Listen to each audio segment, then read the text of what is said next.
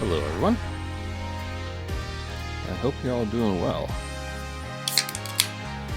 Got my Diet Coke. You've got your stream. Together, we're ready to enjoy life. So, last time I left off, we had finished our investigation, and we're about to go into the trial. Without much hope. I mean, besides the fact that, we know there's another game, so he's probably going to be okay. But, it's not always guaranteed. So, we don't have a lot of evidence to go off of for anything, really. There's another murder going on. I feel like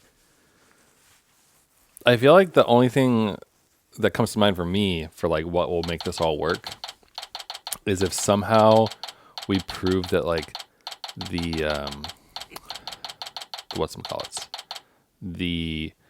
prints on the dagger were like planted to try to frame Maya or something, so we can cast doubt on everything else. Maybe, I don't really know. But Maya, turn that frown upside down, girl. She's exhausted. I can't blame her. Nick, I was thinking about it all day yesterday. I never properly asked you to defend me, did I? It doesn't matter. I'm on this case till the bitter end. I know. That's why I wanted to officially ask you for your help. You got it, Maya. Let's do this. You gotta wrap this up and get back home so you can make your dream show come true. Right, the dream show. Steel Samurai vs. the Plume Punisher, right? You bet. You look as if you did not sleep last night, bobbed head. It is written all over your face. How can you expect to put up a respectable defense like that? I'm all fired up and raring to go. Guess Maya's not the only one looking exhausted.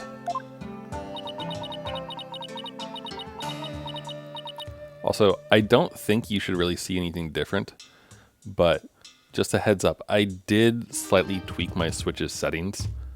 So it's technically outputting in limited RGB mode now, as opposed to full RBG that it's been in before. And I did that because I need to test something. I need to test if the audio desyncs to my TV like it normally does or not while I do this. Because if it doesn't, then that means that those issues that I was having ever since moving to the new capture card are due to HDMI timing issues related to the TV and the Switch getting out of sync with each other. Rafa doesn't seem the best spirits herself. Go ahead, feign confidence now while you're still able. For I will see to it that your last rites are read to you this day. I guess it was just my imagination. Ready, Nick? Okay, Maya, let's head on in. Yeah, we gotta watch the dance of the dead. I'm curious because there's basically gonna be no sight for this one, right?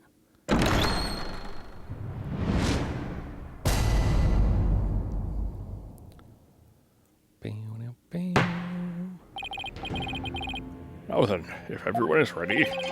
The defense is ready, Your Majesty. The prosecution is ready. Let us begin without further delay. Oh, no prayers this time, Prosecutor Sanmati. I already offered my prayers for the latest victim during my visit to the crime scene. Being that the accused has already been found guilty of the first murder, let us hasten this trial so we can put this dead lawyer walking out of his misery. I could not agree more. In yesterday's trial, the accused was already found guilty of murdering the high priest. And today she will be tried for the murder of his disciple, Praise a lot. Now then, Prosecutor Sanmati, your opening statement if you would. Certainly. The accused has now slain two of the most devout clergymen in Carrianism. Even the lowest level of hell, the hell of tickling, would not be punishment enough. Gulp. Then, what terrible fate awaits her?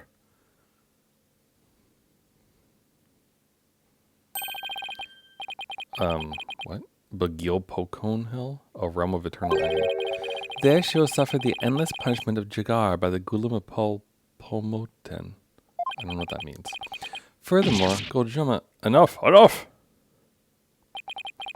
blood runs cold at the mere thought that such a terrible place exists. I was going to ask for a translation, but on second thought, ignorance is bliss. Now then, please continue, minus the part about the terrible hell awaiting the accused. As you wish. The victim of this heinous crime was the high priest's disciple, Praise Allah.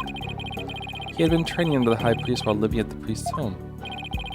I had met him a number of times. He seemed like an earnest young man. How tragic that he met such a terrible end. The murder occurred at the Plaza of Devotion during the purification rite. It was a bold crime carried out when the plaza was full of the faithful deep in prayer. The Warbad dagger was found impaled in the victim's upper back. The stabbing caused a spinal cord injury that killed him instantly. Ah, Warbad dagger. The curious weapon of choice. We've already established that the accused prints were on the weapon. Incredibly damning evidence in itself. No, I didn't do it! Hold your tongue. Now, being that the accused, Maya Fey, is a serial killer, the prosecution believes that the death penalty is the only possible sentence. Would the defense care to respond?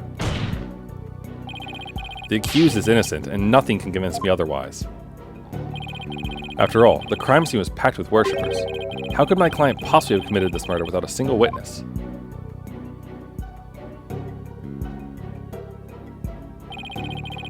The accused's fingerprints on the murder weapon alone is enough to render a verdict. As such, I see no need to debate this any further. Well, once her benevolence conducts her seance, will be clear for all to see. Your Majesty, might I have a word? Is something the matter, Prosecutor Samadi? It is about the divination seance. Your benevolence. Stop right there, Prosecutor Samadi. As you wish. Forgive me for overstepping my bounds.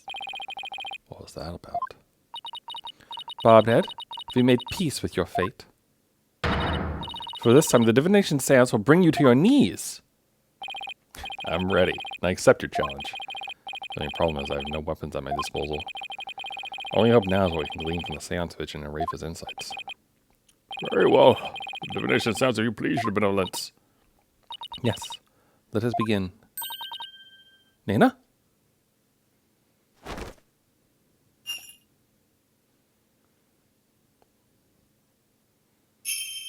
Alright, let us enjoy the dance. O Holy Mother, we hold this divination seance in your name.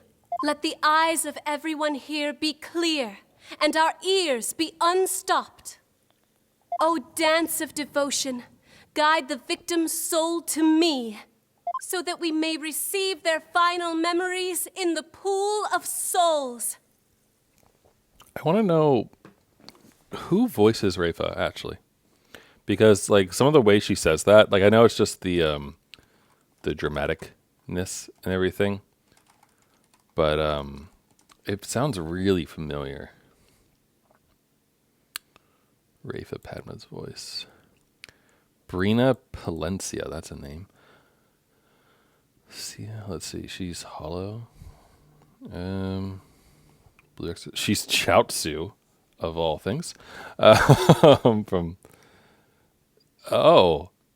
She's Grape Juice in My Hero Academia. She's Hollow from Spice and Wolf. Orpheus, Chloe, no, I don't know what that is. Scientific Railgun. Someone there. Oh, she's EO and the player character and a player character voice in Code Vein, but I don't think that's why she sounds familiar. EO didn't really talk that much, if I remember correctly. Young Broly. Most of these things that she's from, like anime wise, I have never heard the English voice, so it doesn't actually do anything for me. She's Hina from Hina Matsuri, but again, English voice, so I wouldn't know it. She's a Pipimi at one point. None of these are jumping out to me as like why I kind of feel like I recognize her name. She's She's nigh in Steins Gate. Huh. Interesting. I'm looking more for like video game. She's from Danganronpa. She's Ibuki, I guess. But again, like, none of these that I'm looking through right now really stand out. Because again, like, I don't watch anime dubbed, so I'm not gonna recognize that. I feel like it must be someone from a video game. But unfortunately, this listing page doesn't actually like note which ones are games and which ones are anime. So, I mean, you can tell obviously a little bit, but not everything is the same. I suppose I'll let her keep going, and she can dance while I look through this.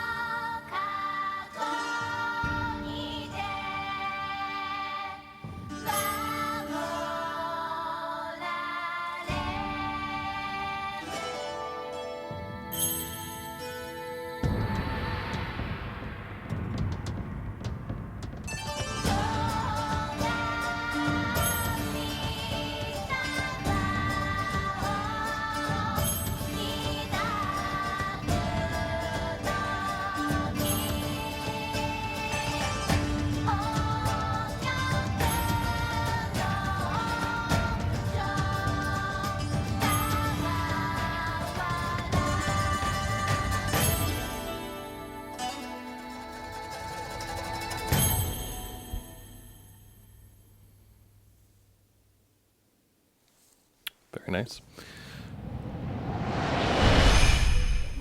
Yeah, not a ton.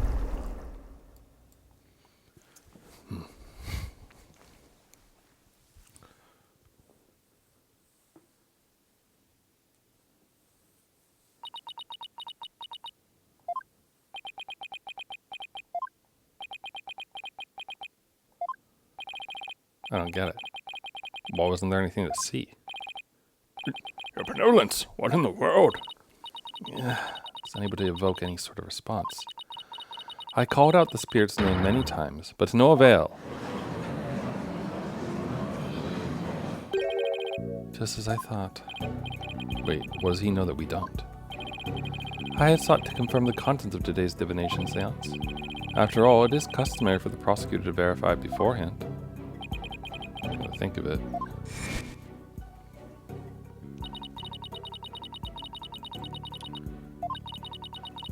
So he's using a fake name.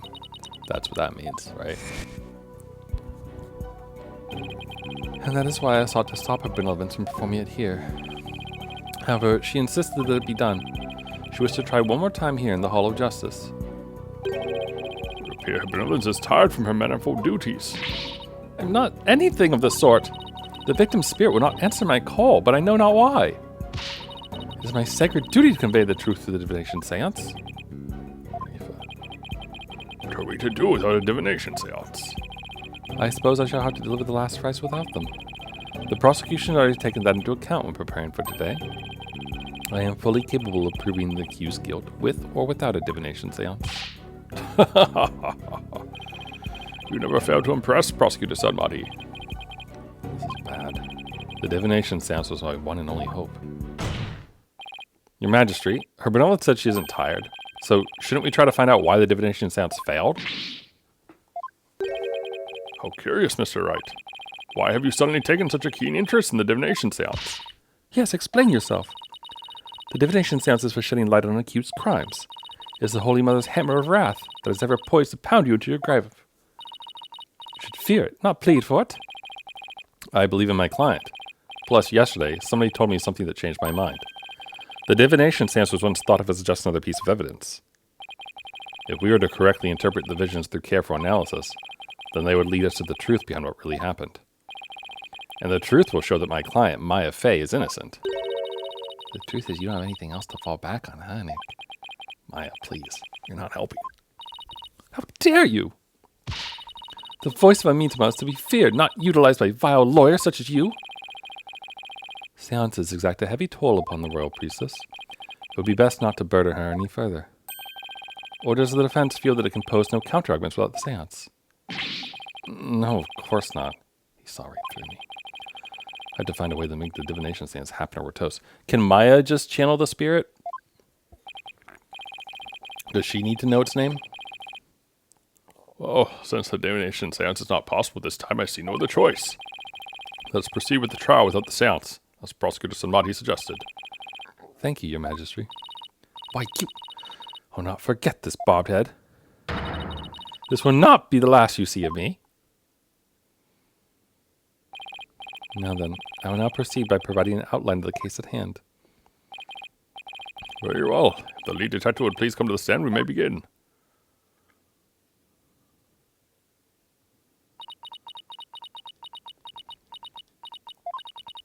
Sorry, Mr. Wright. Detective Skye, I understand how you would wish to save the accused and the defense. They are your friends, after all. But you must let them go and move on. But there's only one way to save them now, by giving their souls the chance to burn away the taint of their sins in the infernal flames. I can't do this. No eating in the Sacred Hall of Justice. Miss Skye? Yes? Don't worry about me and Nick. You just do your job. I'm sure Nick will figure something out, eventually. Right. Thanks, Miss Fey. Very brave for a criminal with a tainted soul. Very well, Detective Skye. Please proceed. Okay, I can do this. Let me start with an overview of this case.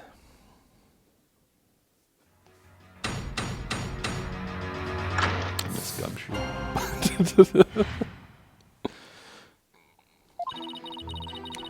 The latest victim was Praise-a-Lot. He had been training under the High Priest and living at his house for the past 2 years. The High Priest's widow, Believe in Me, has identified the victim's body. He may have been mistaken for a rebel and killed due to his connection to the High Priest. I see. That certainly makes sense. Would the defense care to respond? I didn't spot any inconsistencies in her testimony so far. I don't have any evidence in my arsenal. What am I going to do now? What is it, Maya? I was just wondering about how much the police actually looked into Acolyte Zealot. Because it just might prove to be the key as to why the divination seance failed. What are you getting at? Well, it's just a hunch. Wait a second. During my investigation, Rafe had told me about how the divination seance works. If I could figure out why it failed, maybe she could try it again. Okay, time to press for some more information.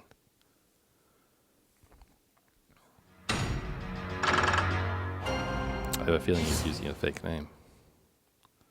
Same with like Anonymous, right?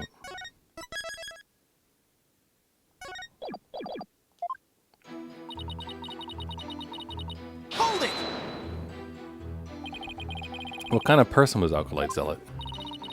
According to the neighbors and others who knew him, he was a deeply devout youth. I too have heard his name mentioned as one who was firm, practical. I suppose you might say he was the High Priest's star disciple. Furthermore, he had been training under the High Priest and living at his house for the past 2 years. 2 years? Are you sure about that? We took statements from his neighbors and his fellow monks. They all corroborated our initial findings. What about you, Maya? Well, when I first came here, I saw a zealot praying under the High Priest's instruction. I see. So the results of the police investigation seem to check out.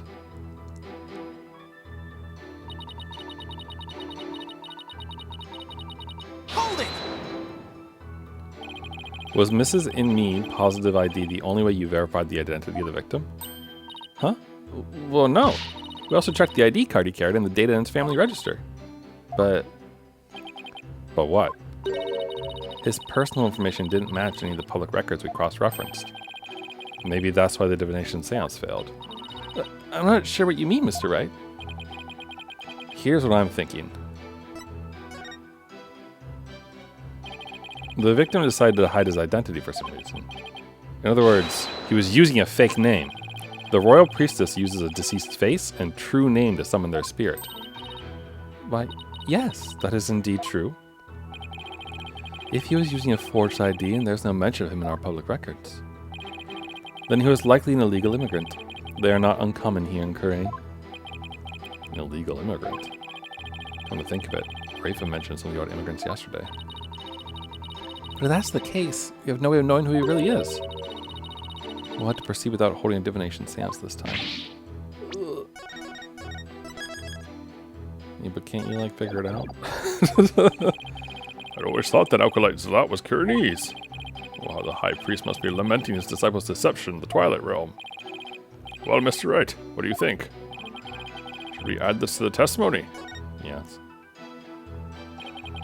This is an important fact. Please add it to the testimony. Should be a fact most inconvenient for the defense. But if you insist, Detective Sky, please add what you just said to your testimony. Yes, Your Majesty.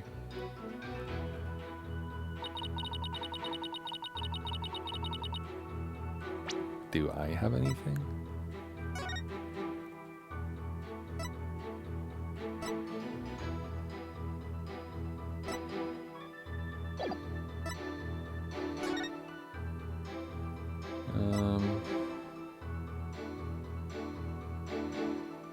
Records of who has what mark and where are kept at the temple. Ooh, wait a minute. Maybe that could maybe help figure something out.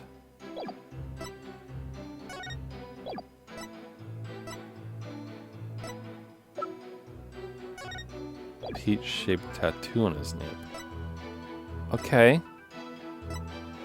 I'm thinking that might maybe perhaps be something.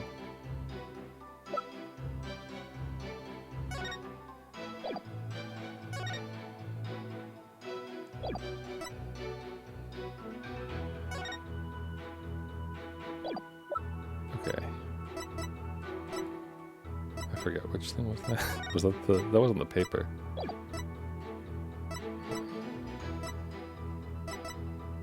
Wait, which thing was it that actually says that? Sorry. This trust face tattoo. Okay, I'm gonna keep pressing to try to get as much as I can, but I feel like either the peach picture or this one is the useful thing. Hold it! Isn't there some way to track down his real name? No, not if he was an illegal immigrant. Have you actually confirmed that he was in Kurein illegally? Well, we don't have any conclusive evidence, but there's also no evidence of him being a citizen of Kurein either. Oh boy, now what do we do? What if there was a clue in the evidence you gathered? Probably our only hope at this point. If he really was an illegal immigrant, our proverbial goose is cooked.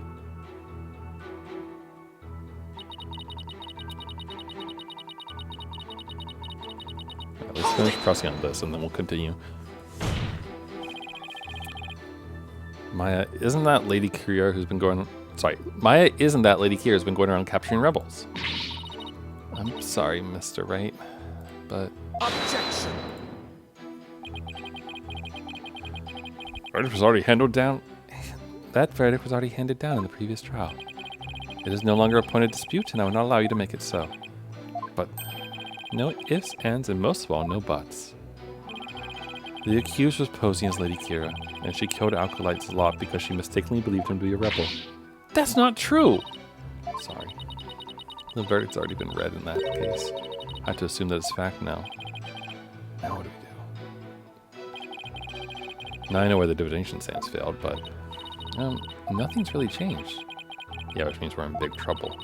If it really was an illegal immigrant, it's gonna be real hard to find out his real name. No, it's not. I can do this. No, it's no. Wrong. Wrong.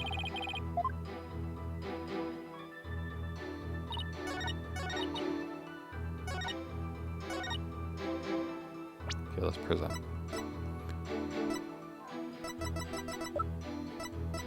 Objection! Go with this and point to the peach, I think.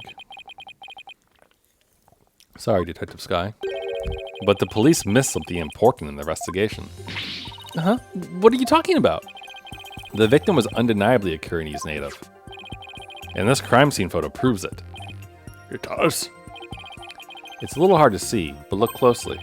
You'll see clear proof that the victim is Kuranese. Where? I don't see anything that would prove that. This proves the victim was Kuranese. Take that! Look at this tattoo right here. Why, that's a tattoo of a peach. I would like you all to think about the meaning of this tattoo. Oh, the victim really liked peaches? Well, peaches are our favorite delicacy here in Khura'in. They happen to be a personal favorite of mine. The sweetness of their abundant nectars and the softness of their perfectly ripe flesh. They're a blessing from the Holy Mother herself. Nick, I've suddenly got a craving for peaches! After the trial, Maya. Right now we have bigger fish to fry. Unfortunately, that is not a tattoo of a peach. It is not a peach, you say? Then what is it? Take a closer look. Haven't you seen something like that before? Namely, the tattoo on the High Priest's brow. Oh, my. What? This mark is only borne by members of the Kuranese clergy. Objection! So that is what you believe it to be. But are they not utterly different shapes? Sure, they're shaped differently, but there's a reason for that. The victim had the peach-shaped tattoo inked over an existing tattoo for some reason. However, the dark red portion is exactly the same as the mark all Kuranese clergy bear. Hey, you're right. Till about 20 some odd years ago, everyone did get one, didn't they? I myself bear one on my right buttock. That is entirely too much information, Your Majesty. Information on everyone who enters the clergy is maintained at the temple. All we have to do is look up a monk with a mark in the same spot. I'm on it. I'll let you know if I get any hits. That will not be necessary. If you seek information on the clergy, I have it all right here. Oh, my. You never cease to amaze. So tell us, is there anyone who fits the bill?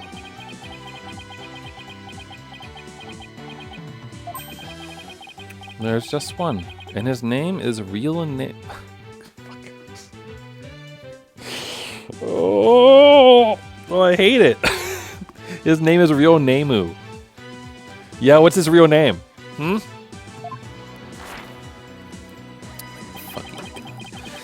Oh, he became a monk 20 years ago. Thank you, Real Nemu. All right, chop chop, Rafa. Get to work. Then that must be the victim's real name. But why would he have tried to cover up his tattoo with another one? Yeah, must have been some reason. Nick, that's not important right now. The important thing is we know his real name. You're right. Your Majesty, now that we know the victim's real name, the divination seance might finally work. A lawyer who willingly seeks a seance. Entirely unprecedented. You are but digging your own grave, Defense. We won't know that until we try. Sure, it's risky, but it's our only hope. Very well. Let the divination seance be held once more. Do we watch the dance again? Oh, I guess we do. Or are we going to fast forward? Why would a lawyer work so hard to see the divination seance be held once more? You are a fool, bobbed head, and your foolishness shall yield no gratitude from me. For with the truth revealed by my insides, I shall gladly seek your demise. Bring it on, princess, because I will correctly interpret each and every one of your insights. You regret ever thinking you could use my sacred insights as evidence?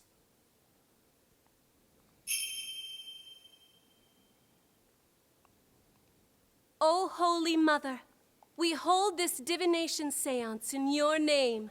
Let She the just wants to eyes break of it down again. everyone here be clear, and our ears be unstopped. It's the way she says clear that, like, makes it sound like some other person I've O heard before. dance of devotion, And the guide to the me. victim's soul to me, To me. so that we may receive their final memories in the pool of souls. You can dance if you want to. You can leave your friends behind. If the Kuranese don't dance.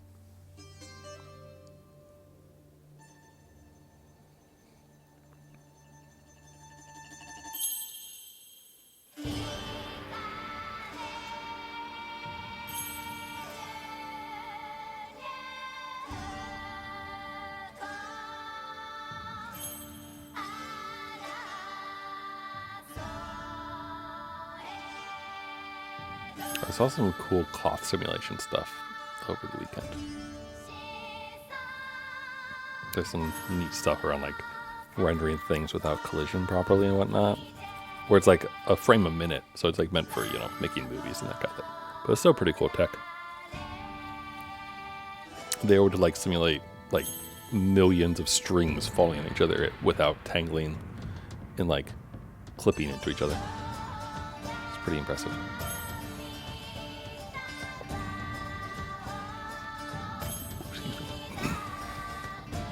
I wonder if there's like a degenerate version that could be used like at higher speeds. Not that I have any reason for it, but you know, it'd be neat.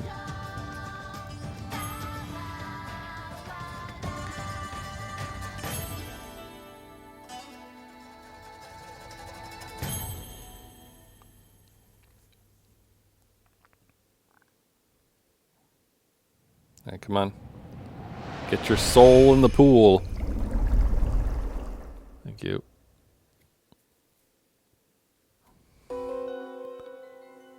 There we go. Okay, he smells the food. Plume Punisher theme. What? Heavy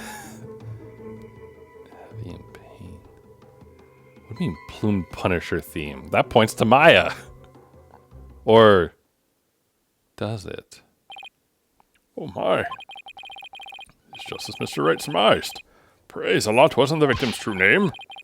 Now at last you have seen the victim's final moments.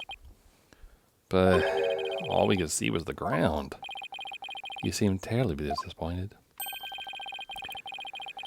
I take it you did not find any fodder for one of your infamous turnabouts. Did you notice the pool didn't flash when the seance failed? Yes. I noticed that it stayed still and didn't do anything.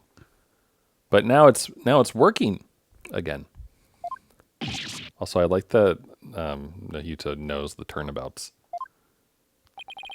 I, on the other hand, have discovered something. Conclusive evidence that establishes the accused's guilt. You did. Most surprising surprise attack. So tell us, Prosecutor Samadi, what is this conclusive evidence you have found? The Plume Punisher theme song that the deceased heard. Please consider this item here.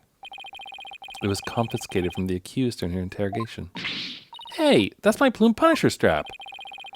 When you press the Magatama on the Plume Punisher's belt.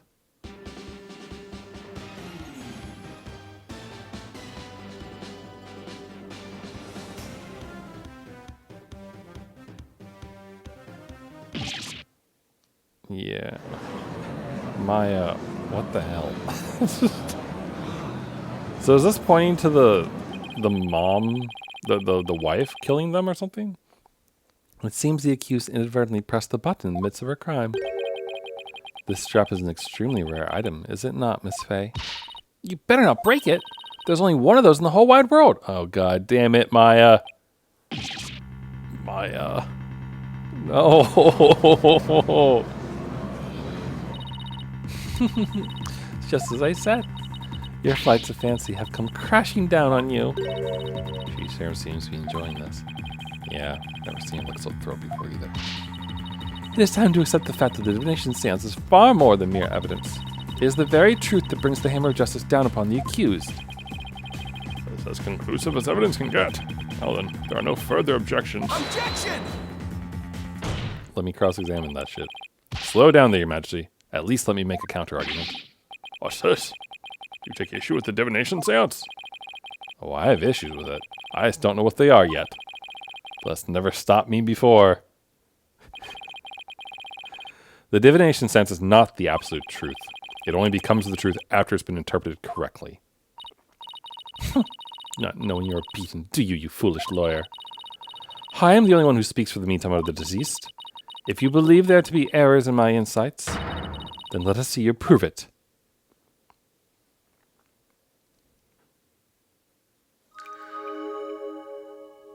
All right. We lost the last case, but we gotta win this one. Again, though, the music in the divination seance really makes me want to like rewatch Yuki Yuna as a hero. The victim was offering up his prayers. It was the night of the rite. Though it's dark, the pattern on the plaza's ground was visible. Then someone was there, and the theme to the Plume Punisher filled the air.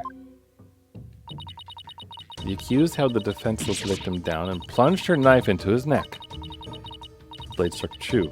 In that instant, he departed from this world. That is everything the disease experienced in his final moments. Her benevolence's insights have painted a detailed picture, both vivid and true. I didn't notice any holes there. As they stand now, those insights are really stacked against us. I just have to go over each one and every one of the deceased sensations very carefully. Alright. So there's the smell of gingle, or whatever, which I thought was supposed to be gone. Right? Doesn't... This seems wrong.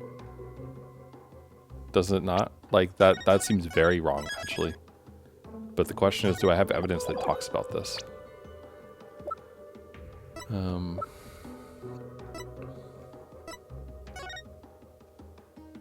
Yeah, there's the ging.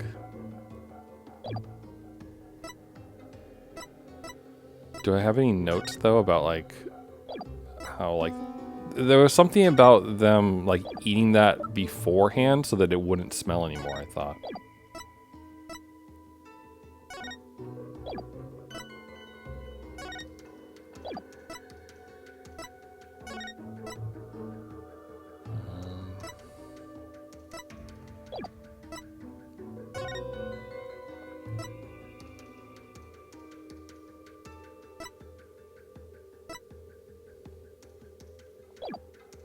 I don't have any evidence that talks about it. Alright, well. I still think this is wrong, though. But okay, so he hears the thing. He's suddenly heavy. Still smelling the stuff. It's weird that it's heavy.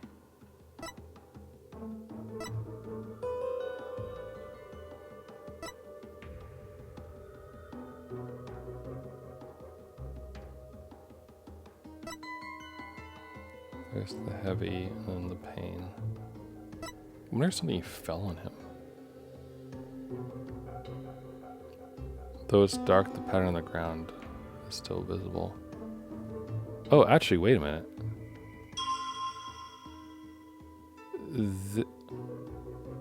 Oh, wait, what? No, that doesn't make sense. He's in this room.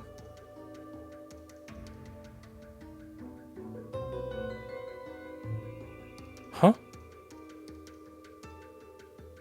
He's in this room, and maybe the bird spins around and presses against him and stabs him in the neck?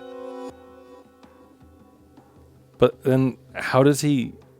Does someone carry his body out and, like, put it in the plaza?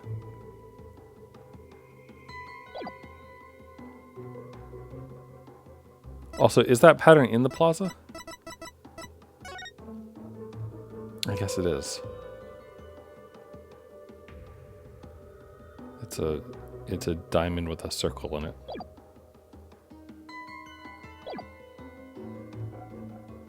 But does a diamond complete though? Because like this really doesn't. I can't. I guess it doesn't complete on this one.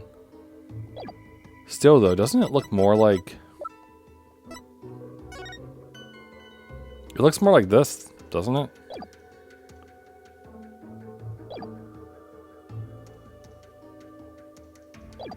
Because he's pushing on it. Or rather, he's being pushed back against something.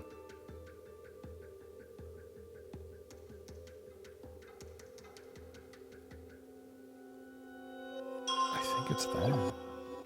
Although, I feel like this is something that we wouldn't reveal yet. This is also strange, right? But... Objection!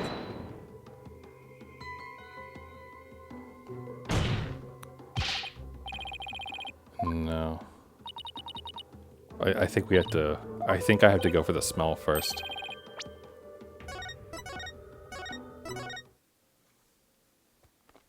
because I can't really tell. I want to say that it makes a lot more sense for him to be stuck in that room, but also like we didn't see him there either, though. You know, like it also doesn't really make sense. But this definitely doesn't make any sense. Goes to the Knight of the Right. I would say it must be the Knight of the Right issue, right? Because that smell is not supposed to be there. Objection!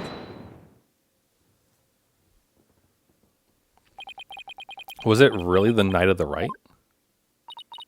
What do you mean? Could not be otherwise. The accused slew Acolyte Zealot after killing the High Priest during the purification rite. The only problem is the deceased spirit does not corroborate that. What's this? Take a good look at what the victim smelled. Do you see how it says gingle? I don't know how to pronounce it. Acolyte Zealot shouldn't have smelled any gingle the Night of the Rite. Oh, what do you mean? Let me back up my statement with some evidence for you. Oh god.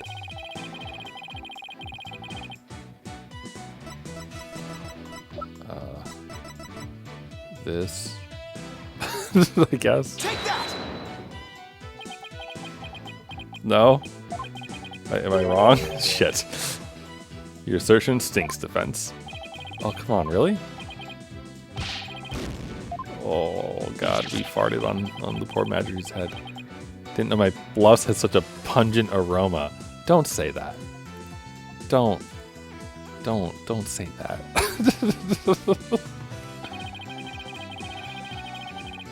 No, it is related.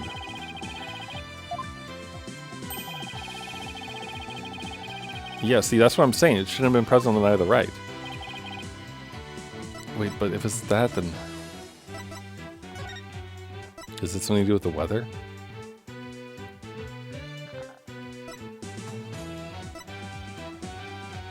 The warmer temperature.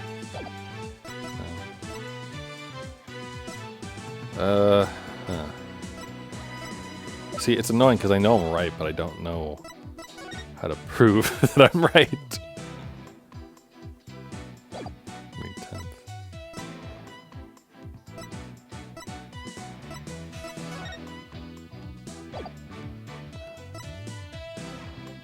Oh wait, oh, is this right? Yeah, must be finished by 3. Okay, my bad. Hold up. Let's get our point back. It's fine. I had the right thinking. I just didn't present the right evidence. That's all. But also, come on, that was right evidence, you know?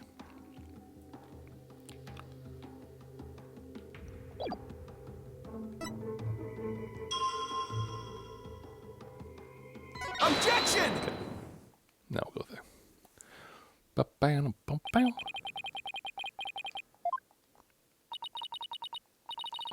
let me get there. Come on. Also, stop calling him Acolyte Zealot. His name is a real name. Boo.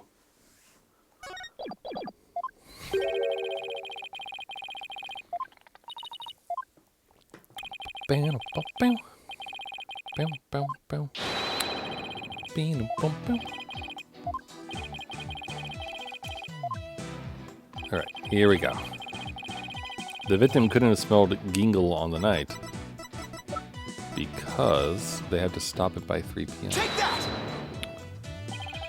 The High Priest's wife, Believe in Me, told me about the Feast of Blessings. The feast includes a number of gingle-based dishes, and they're only supposed to be served at a certain time the day before the rite. I believe you're right. Completely forgotten about that. During the feast, the unique smell of gingo pervades the entire kingdom. The fact that the victim smelled it means he was murdered between noon and 3 p.m. the day before the purification rite.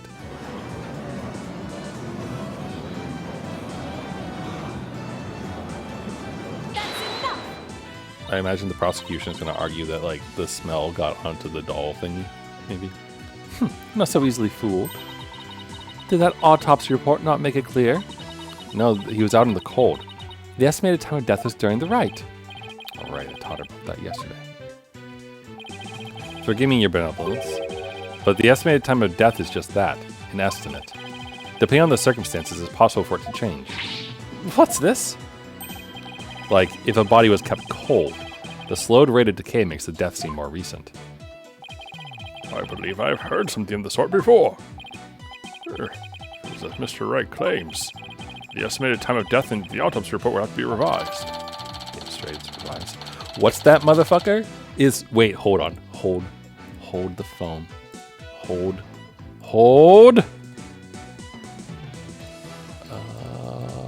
Damn it. Oh, where is it? Where is it? Hold on. Wait, sorry. No, I swear this is worth it. I swear it's worth it. Hold on. Give me a second, please. Hold on. It's our turn. It's finally Phoenix's turn. It's always been Edgeworth's turn, but it's finally ours. It's so exciting. Come on, download quicker. Motherfucker.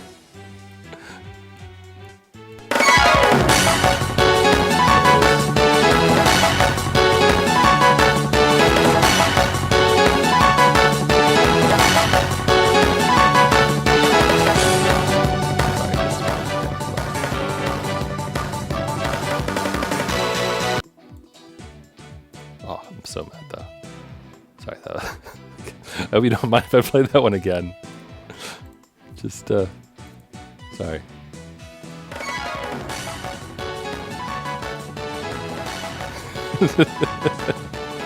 It's our turn! Finally! It's our turn!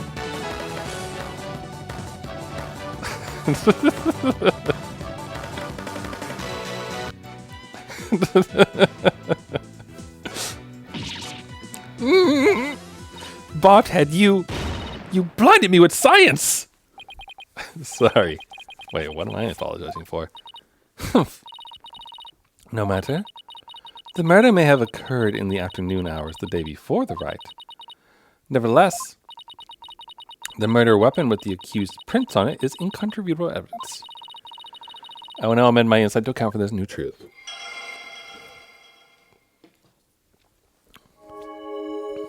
It was the afternoon of the day before the rite.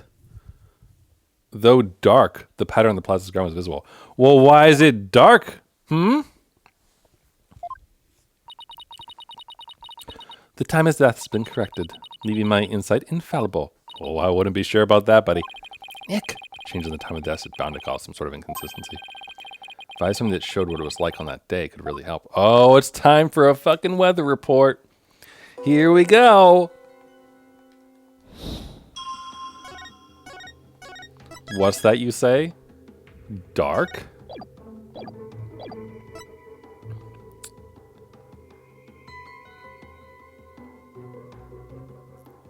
Afternoon of the day of the rite.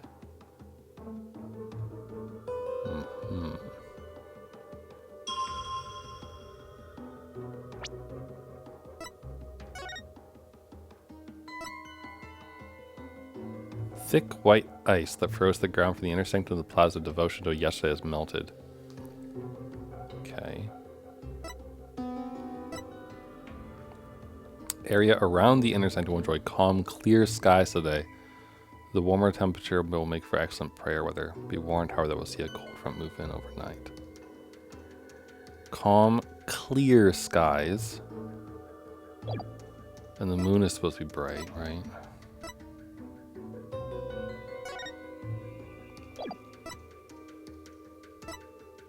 So this is actually explaining this now, right? Because if real Nemu was inside the secret chamber, that thing fell on him and pushed him and like made the bird statue stab his neck, then that explains the red water, quote unquote, before they got there, as well as the bloodstains inside and the handprints. It just doesn't explain the cover-up of his body and like moving that down there.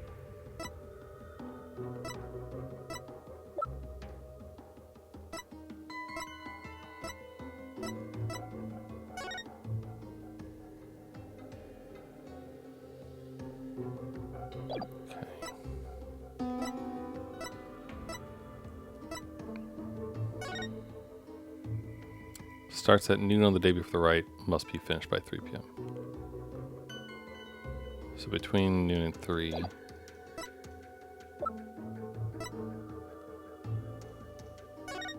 See, I feel like we gotta tie it to this somehow, but I feel like we haven't necessarily established that it's a different place yet. And they mentioned basically the weather, right? Like saying like, hey, like something else should be different now, right?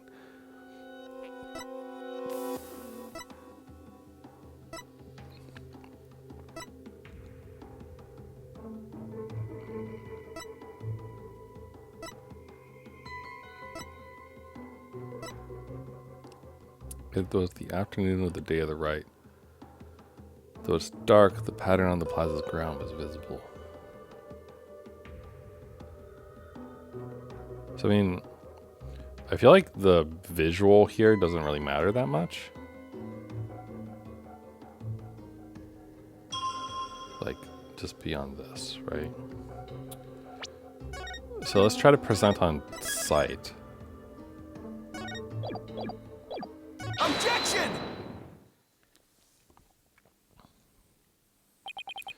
The change in the date and time of the crime has caused a new inconsistency to surface.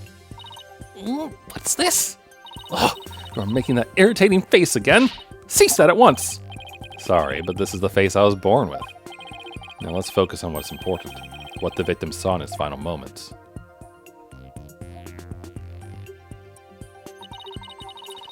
Do you have bats in the belfry, Bobhead? There's nothing to see. The ground of the plaza was all that entered the victim's eyes.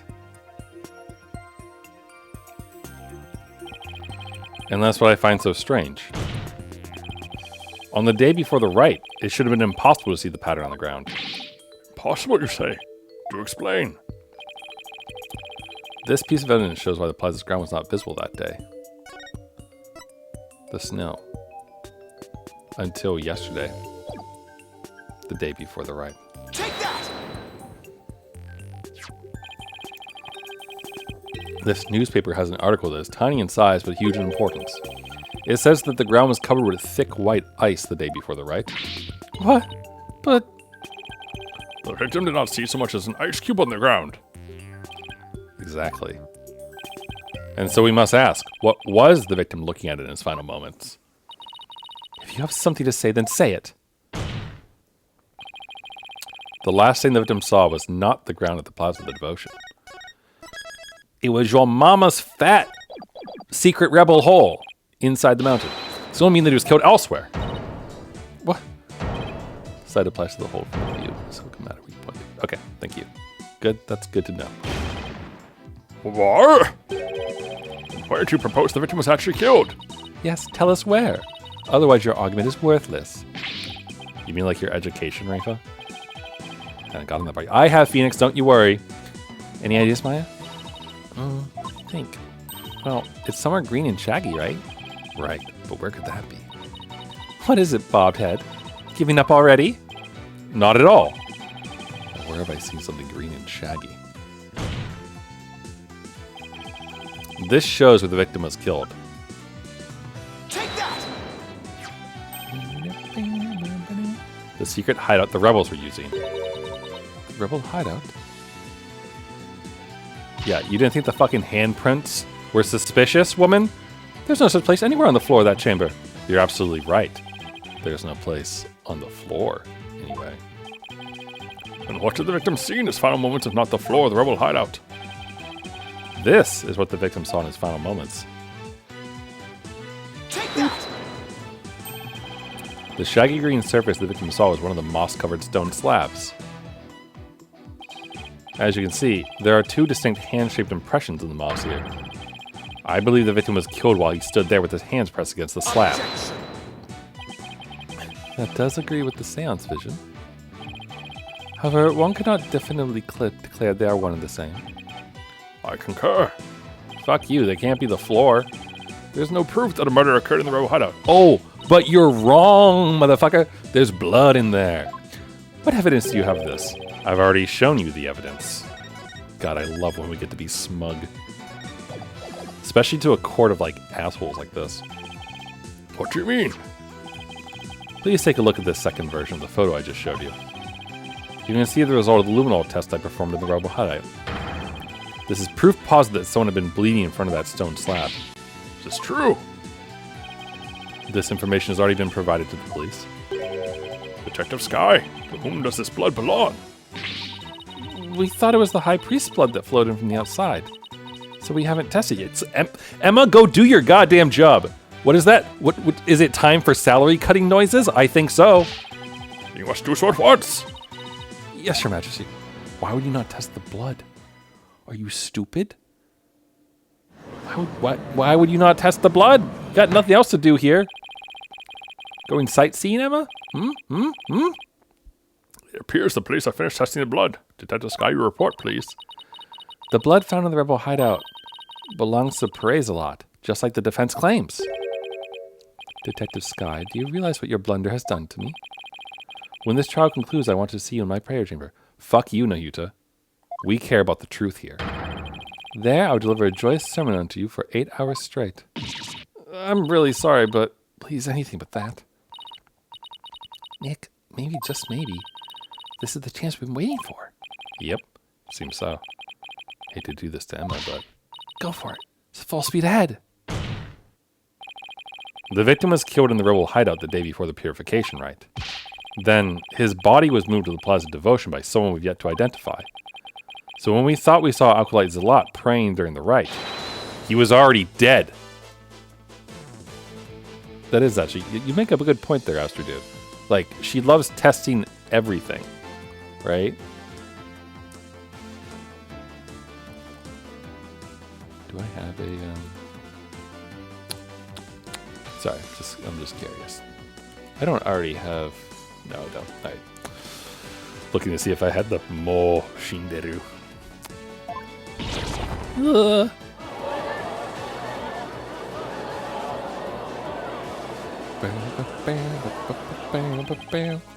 And that's not all.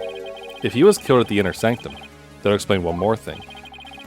And that would be how the time of death was made to look later than it actually was.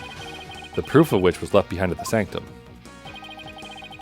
This points to how the time of death was made to appear later than it actually was. Hold on.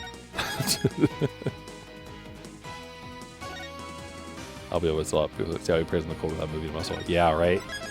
I'll be damned. This should be his cousin. This points to how the time of death was made to appear later than it actually was. I mean, are we just talking about the weather? It was left behind at the Sanctum.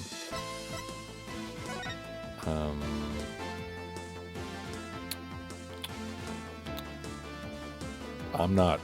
What? Wait, what? Oh, wait, are we talking about... Where's the... talking about this?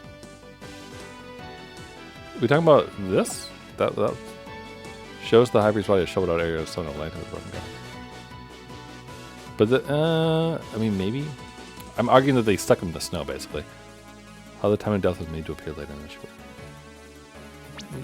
This feels like a bit of a stretch, but I don't really know if I have much evidence otherwise, right? Take that! Why, these are photos of the Inner Sanctum. I'd like you to focus on this one. The proof is right here in this photo. This is how the time of death was made to appear later than it really was. Do you see how the snow has been removed from this one spot only? That's because it was used to keep the victim's body cold. And that's why the time of death wasn't what it seemed. The time was mistaken, and the place too. And just what do you believe that proves? That my client is innocent. What of her fingerprints on the dagger and the Plume Punisher theme the victim heard? You have failed to address these two key pieces of evidence. I see your point. Wasn't this your big chance, Nick? Really hoping that the difference in location can invalidate either the weapon or the theme song for being used as evidence against you. Actually, that might be possible. At least for one of them. Really? What's this? You say you can contradict our argument for a key piece of evidence?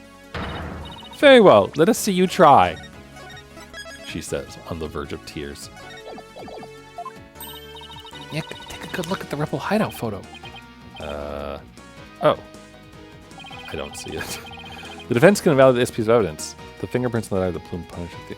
Oh, wait, is there a clock? It's the clock thing, right? Yeah, it's that weird-ass clock thing. I wish I could remember what it does. The Plume Punisher theme? And how do you intend to support such a claim?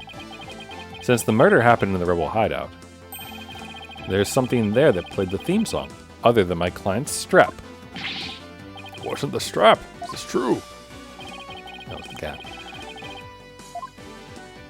It was this stupid freaking clock. Take that! This is a Plume Punisher alarm clock.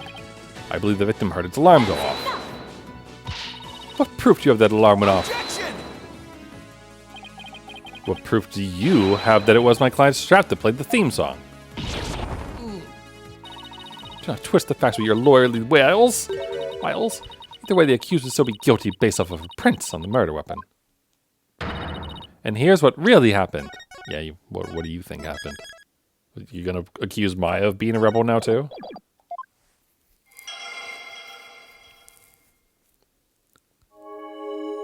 The victim stood with his hands on the stone slab in the hideout. It was the afternoon of the day before the riot. And what are you? Okay. There have been some twists and turns. That is the truth what happened. Ugh. Get anywhere until I can eliminate the dagger. Most impressive, your benevolence. I see no inconsistencies anywhere in the prosecution's case. No, there is one. What's this? You still claim there to be an inconsistency? Try as you might, the outcome will always be the same. Okay. Let's save.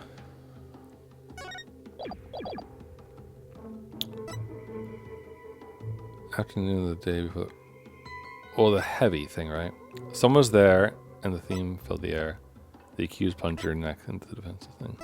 So I would guess that it's probably the heaviness, right?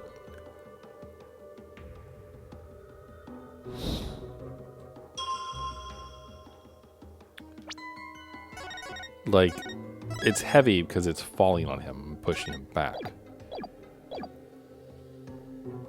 Objection! Is this enough? Uh-oh, no, it's a penalty. Did I not click on the right thing, maybe?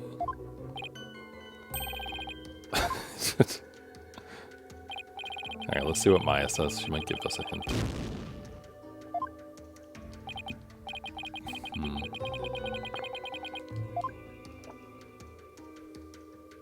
No hint. Alright. Accused plunged her knife into the defenseless victim's neck.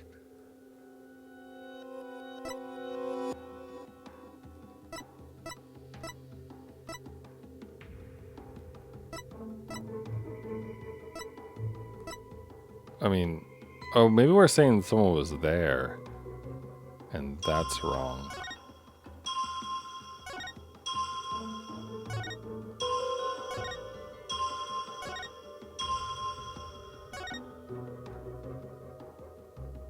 Wait, the pain is touch?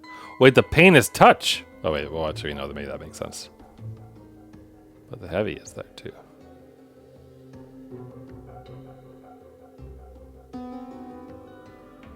Objection! Is someone there heavy? No. Alright, hold on. Maybe I'm wrong about thinking it's the heavy thing.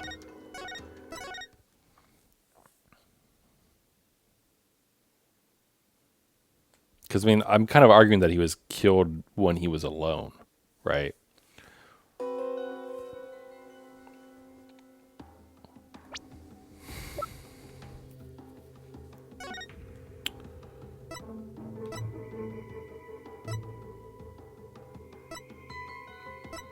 The luminol shows blood smeared everywhere, right? So, like...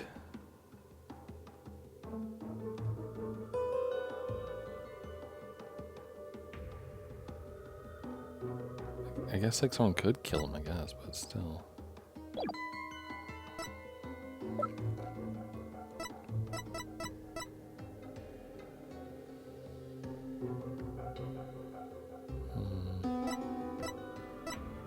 Spinal cord injury from being stabbed in the back.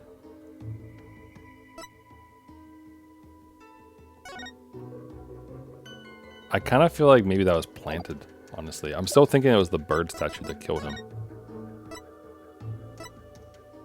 Because it has blood all over it, you know? And there's a pointy bit, like, covered in blood right there that he probably fell onto.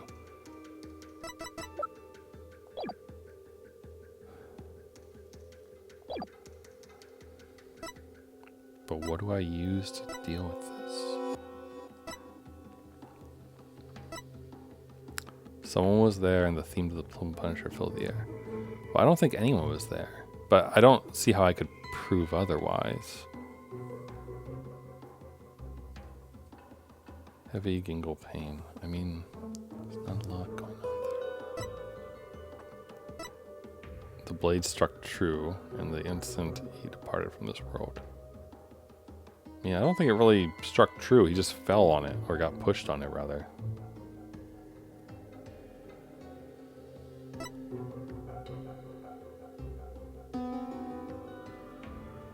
Also, couldn't we argue that he couldn't have had this happen to him? Because, like, it's the wrong, like, this, you can't stand behind him where he is, right? Placement-wise.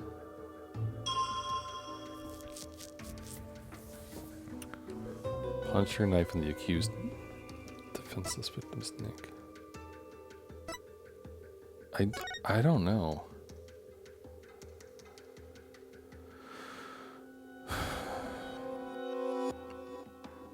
I still really think it's the touch, Objection! but I keep being wrong about it.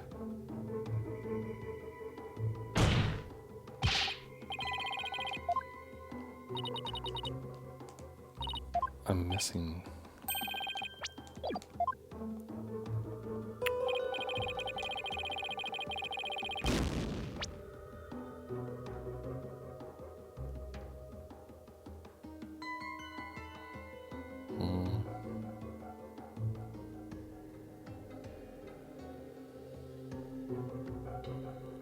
I won't get anywhere until I can eliminate the dagger.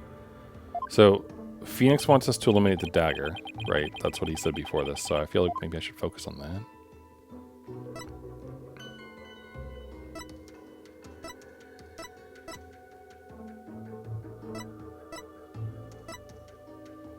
So I would think it's this. Oops, wait.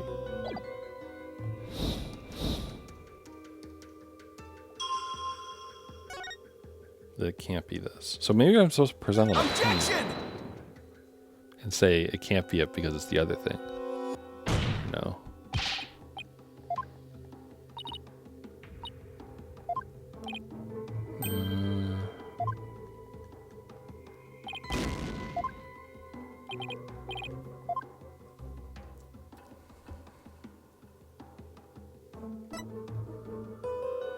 The blaze consult.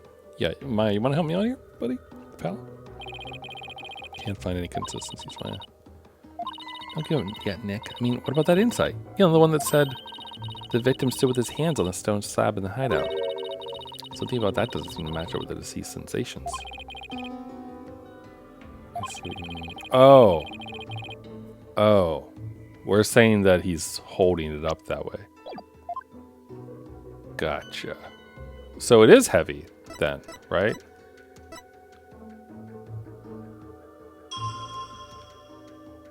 Objection! Yeah, okay. Okay, so I was right. It is heavy, but it's not that. And my theory, I think, is also correct. So that's good. It's just that I'm stupid and was focused on the wrong thing. Dang it, Phoenix. Leading me astray by talking about the dagger. You punk.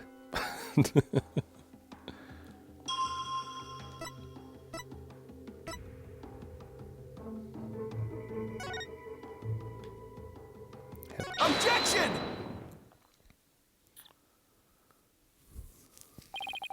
The victim was originally thought to have been stabbed while bent over in prayer, but he was actually standing with his hands against the stone slab.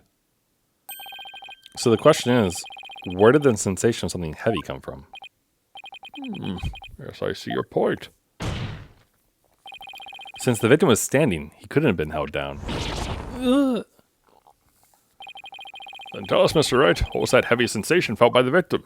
What caused the heavy sensation as the lap fell? Any thoughts, Maya? I agree that sense of heaviness seems important, but there's also the matter of Zealot's hands on the stone slab. Why were they even there? Could it be related to the cause of the heavy sensation? Well, Mr. Wright, you have an answer for us. Yeah. You know, we could use our common sense and assume he's holding something up. Of course! I just envisioned the state Zealot was in when he was killed.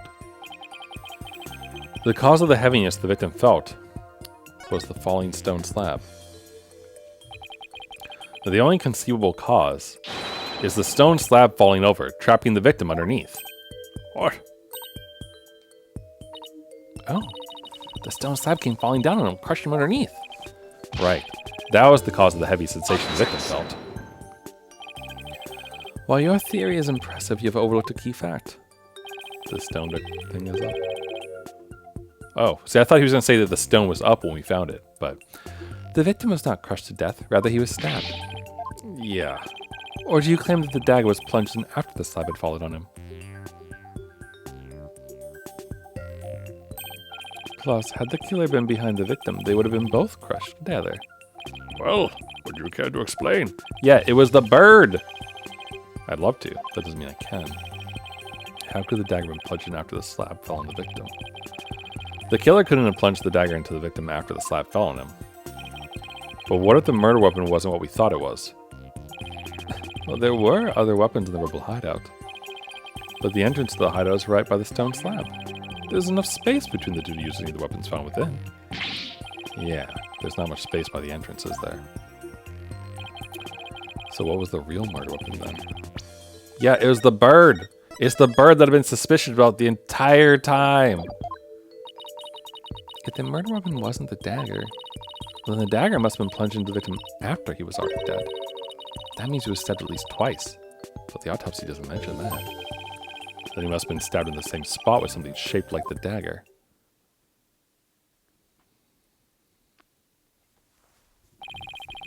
Would the defense care to offer an explanation sometime this century? Fuck off, you! Go listen to a sermon or something.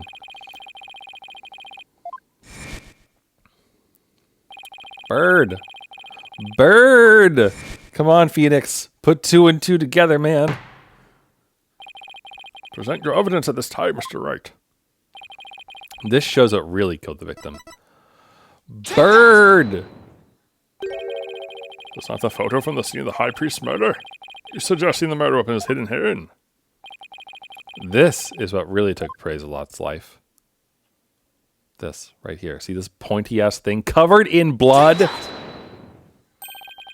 But that is, The Warbat statue? Exactly. The Warbat statue has dagger-like feathers protruding from it. That is what really took the victim's life. You imbecile fool! The statue's outside the hideout. How do you propose to impale someone who's inside? Haven't you heard? The Warbot statue also functions as the hideout's door. What do you mean? I mean, you're an idiot. The statue can pull a complete switcheroo. A switcheroo? To put it simply, it's a revolving door.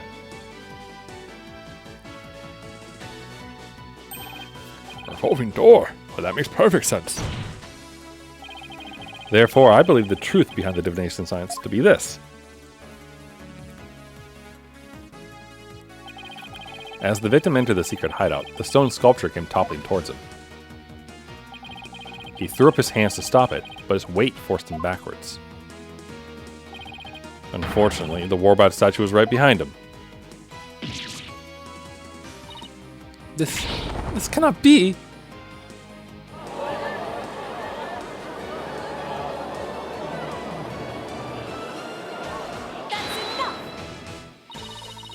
But the accused's fingerprints were found on the dagger. She had held it while rehearsing for the rite, which is when her prints got on it. Ugh.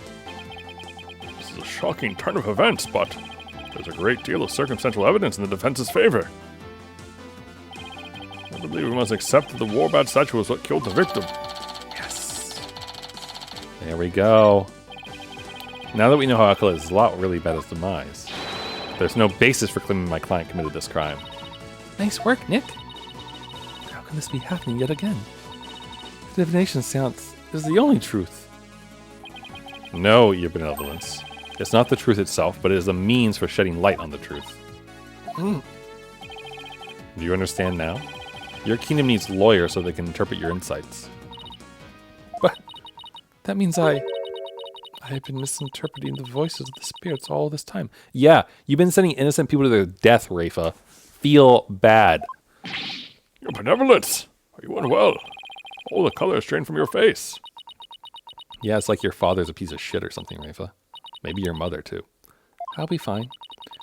Continue your proceedings without me. As you wish. Considering the DC act came from Her Highness, she's a piece of shit. Now then, I would have the defense continue. Explain what you have learned now that we know how the victim actually died.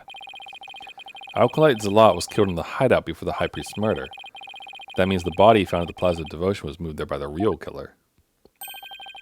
But only after the Warbat's dagger was thrust into him, to make it look like the murder weapon. That does seem to agree with what we now know. But why would the real killer go to such lengths? Okay.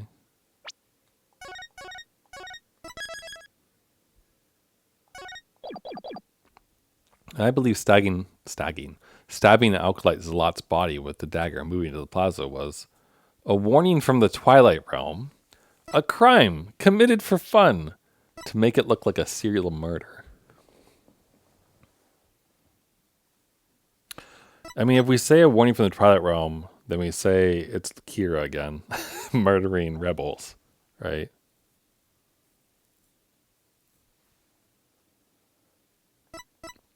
I know what the serial murder bit. It was an attempt to make my client look like a serial killer. That's right. The real killer planned all of this. This forged serial murder case. They did. That's it, Nick. Keep hammering away.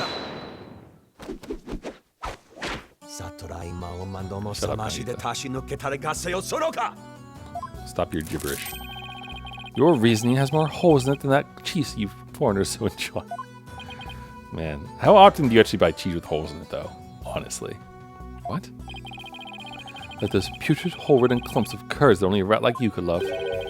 Your reasoning, much like your putrid, hole-ridden brain, has putrefied. What's his deal with things going putrid? You have yet to overturn my argument that the accused is the killer. Careful analysis of the chain of events up to the killing exposes the truth as follows.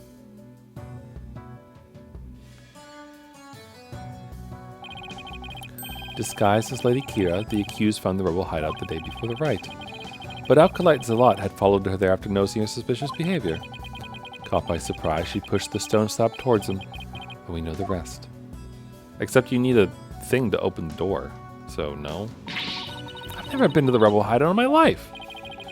When the High Priest arrived at the sanctum the next day, he realized what she had done. That is when the accused murdered him in order to silence him.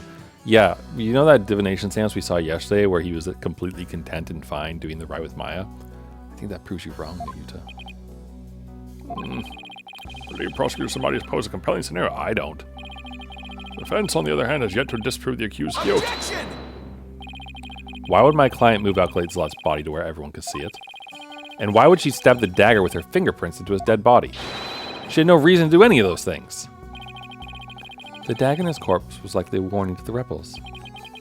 Something along the lines of Lady Kira will slay the Defiant Dragons. So that is why she moved the body to the plaza for all to see. Now he has the judge convinced too? I thought I'd finally made some headway. Well, Mr. Wright, about time for one of your groans of distress, is it not? Groans of distress? Kills me to admit this, but I have nothing to counter his argument with. Still haven't disapproving the allegations against Maya. I mean, we're pretty close, I feel.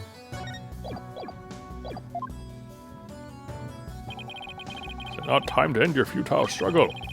You already judged guilty yesterday. Makes you a dead lawyer walking. Accept the death that now awaits you. In doing so, finding no peace.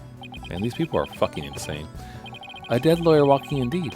Then again, are not all lawyers who practice in Crane?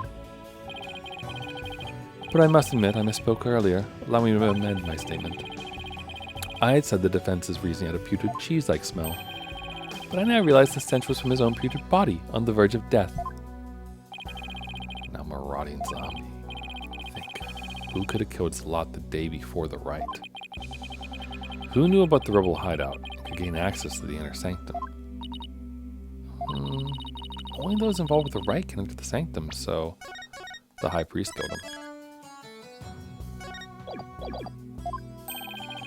Wait a second.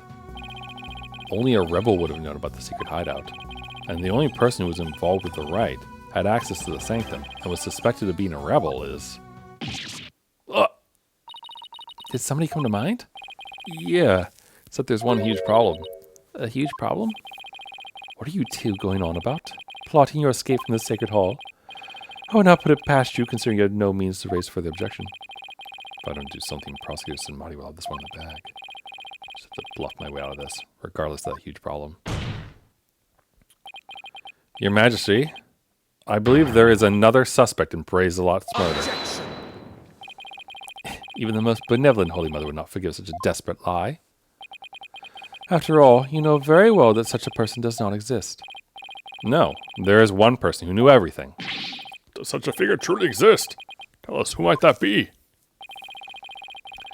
I believe the prime suspect in Acolyte Zlot's murder Take is that! trust in me. It had to be someone allowed to enter the sanctum, and who knew of the hideout. And that would be the high priest. He could have committed the crime if it occurred the day before the rite. You would pin a crime upon the dead, knowing very well they tell no tales. Have you no shame? Dead men tell no tales. That's definitely a problem. If only the high priest could tell his side of the story. Oh shit, son. Maya. What, do I have something on my face? Wait a second. Could this actually work? No, don't tell me I have some of my breakfast caught between my teeth. If there's even the slightest possibility, I have to go with it. Your Majesty, dead men do tell tales. Therefore, I would like to request the high priest's testimony. His testimony? Just how do you propose we get the deceased to testify? There's a way for the dead to testify. It's known as channeling. Summon him here by means of spirit channeling. Oh, what did you just say? Spirit channeling? Has this lawyer finally gone insane? Sacrilege! The Holy Mother struck him down. Peace. I'm frankly astonished you even know of such a thing. But spirit channeling is a secret art that only Her Eminence Queen Garan can perform. And Her Eminence is far too busy with other duties to perform at our pleasure. Suspected as much. That means our only hope is... It's okay, Nick. You can tell them. But Maya... I thought you wanted to keep it a secret, you and Kareem. Don't worry. It's not like it's against the law or violates some religious precepts, so... I don't think we'd be punished. At least, I hope not. But this is a crucial period for you. It'll decide whether you become Master of Karain. We don't have any choice, now do we? If I'm found guilty, it'd be a lot worse than not becoming Master of Karain. Alright, thanks, Maya. Actually, there is someone here who is capable of channeling spirits. But even Habenella's Princess Reva finds the Divinity Seance to be a challenge. Who could possibly have greater spiritual power than she, aside from the Queen? That would be me. Is this some sort of a joke? A foreigner could not possibly have such power. And the royal priestess is incapable of such a feat. Yeah, because she sucks at her job. Deal with it. Peace, peace, I say. Is this true? Is the accused capable of performing the secret art of spirit channeling? Well, yes. Yes, I can. Now, Your Majesty, we'd like your permission to begin. Eat shit, Rafa.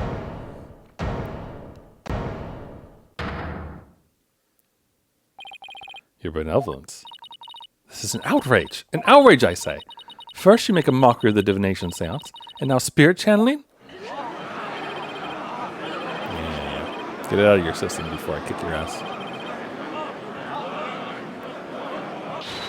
Still your voices. Bobhead. Spirit channeling is a most sacred and secret art. Are you prepared to face the consequences of what you propose? Yes, I am.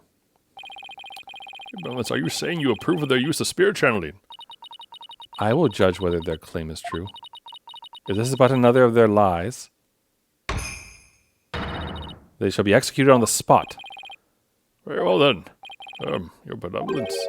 What if the accused accidentally calls forth an evil spirit? Do you truly believe this foreigner is capable of channeling spirits? Oh, no. I want to be sure as I'm responsible for the safety of all present. Well, an experienced practitioner could inadvertently call forth a dangerous spirit. But do not fear, for I have a Magatama of parting.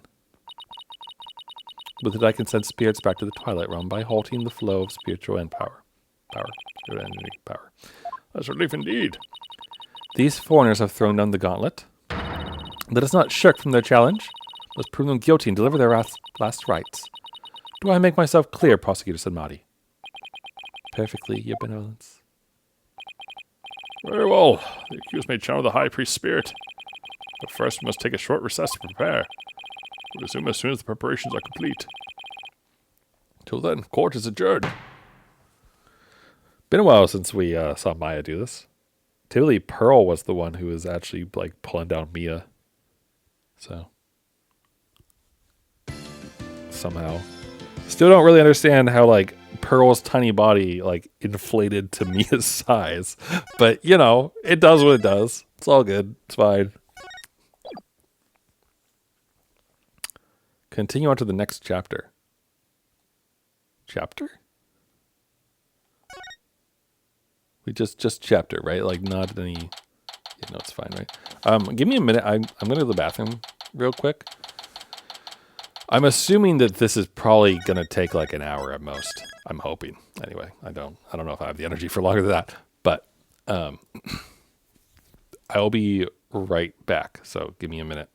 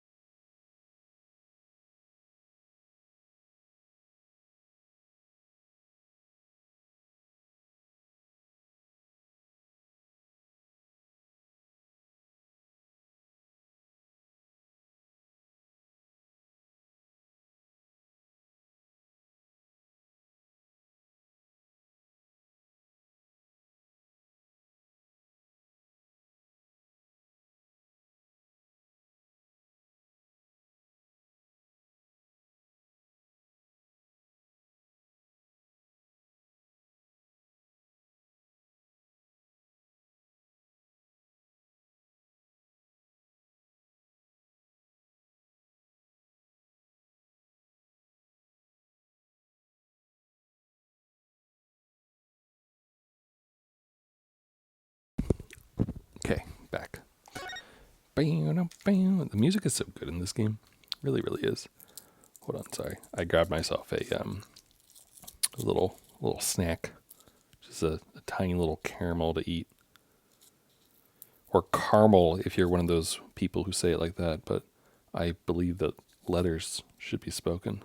Come here, you.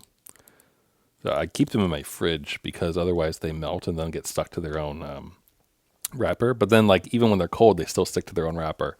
It's just easier to get them off. So, anyway, I will do my best not to be too gross here, but I just wanted to get some sugar.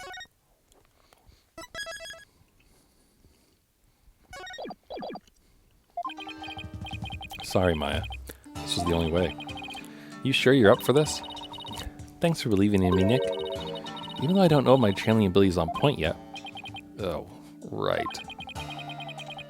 Before she started training here, success rate was only about 30%.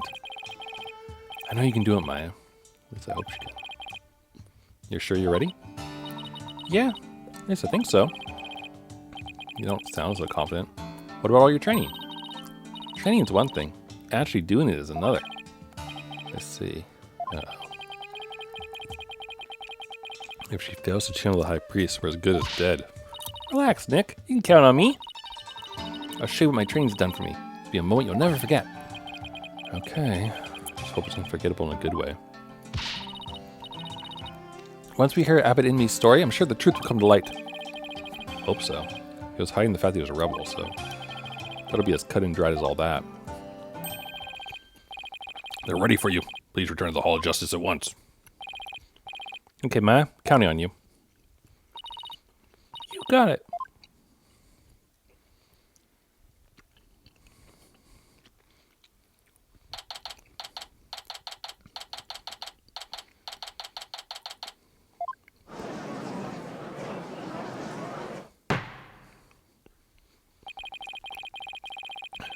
We have received official approval for the accused to channel spirit here today. Now, if you will, Miss Fey, please proceed. Yes, Your Majesty. Can't believe this. Only the Queen should channel spirits. Unsurprisingly, the people of Crane don't know their own laws. Or religion. Come on, Maya, I'm counting on you. I've been studying here in Crane for 2 years now. So that one day I'll be in the Master of Crane, a village of spirit mediums back home. But first, she'll show you all the fruits of my training in your kingdom. Wow, she seems really confident. Neophyte practitioner such as you could not possibly channel a spirit. Okay, your benevolence. How about this? If I succeed, will you stop calling me a neophyte? Very well, if you succeed. Oh, I will. Just you watch.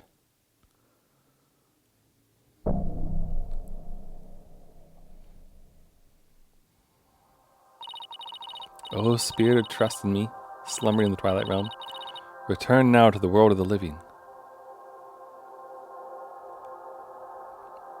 Come on, use that crane channeling technique that makes you turn into an old bald man.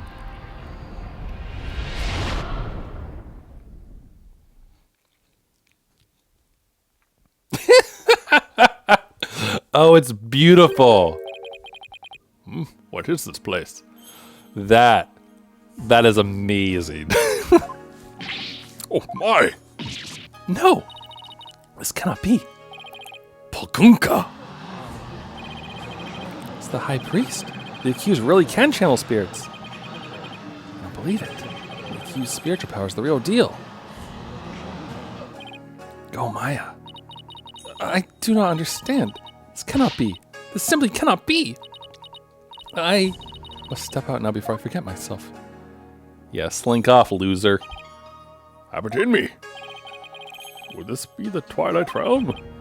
And what of this luxurious mane of hair? Oh, that's wonderful. Is it perhaps a gift from the Holy Mother for decades of faithful service? Abbot Inme.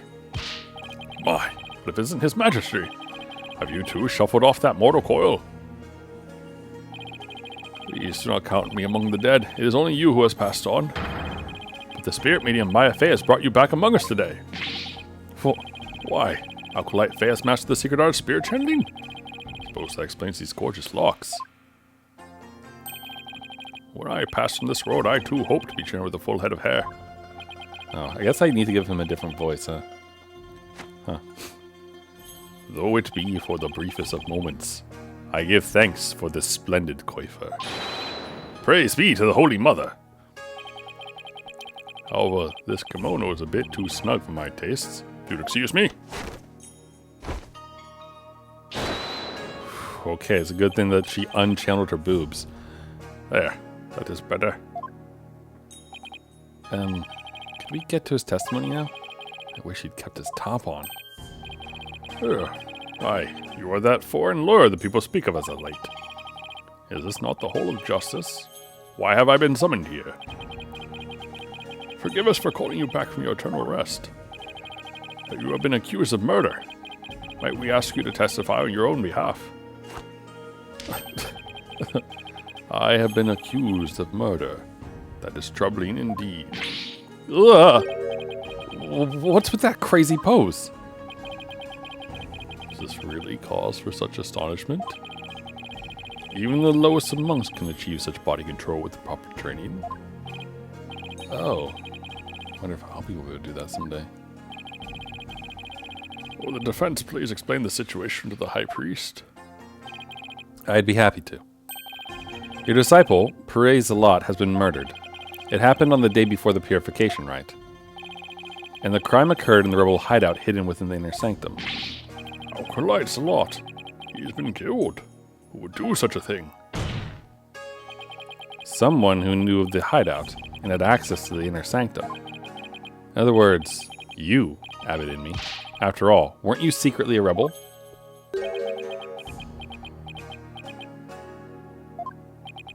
Oh dear. That's still Maya's body. I hope he doesn't break anything.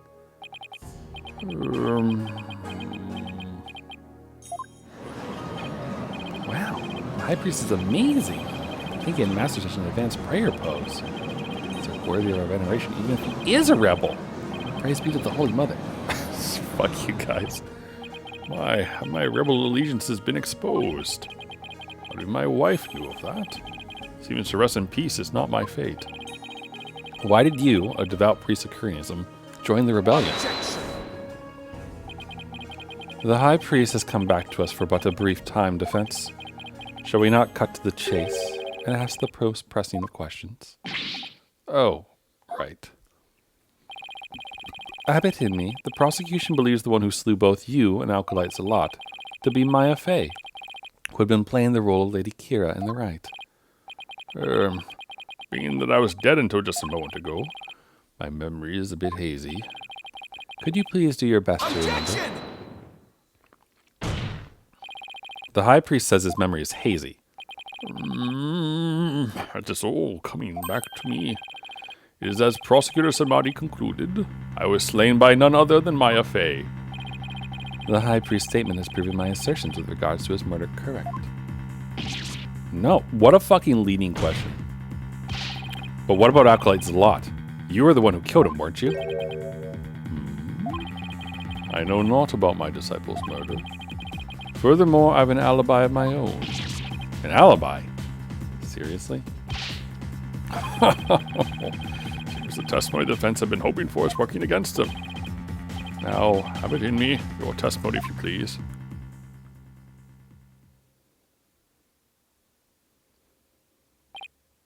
Yes. Yes, of course. What a, what a strange creature we are looking at here.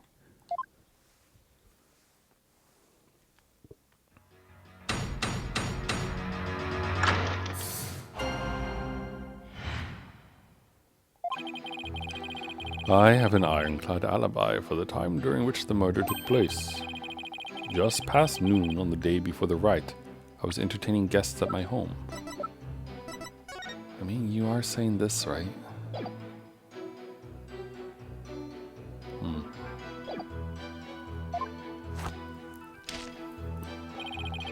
And I believe my guests can corroborate this. One of your guests is the body you're using. The other's dead, and the other's your wife. Are you sure about that? Absolutely. Come to think of it, Rafe had told me about a spirit's memory.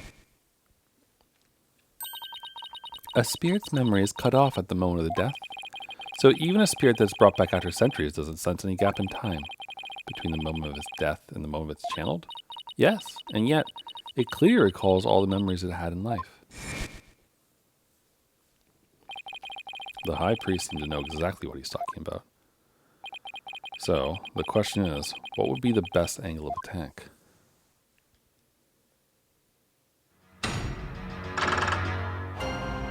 The one that explains why channeled old men have no nipples.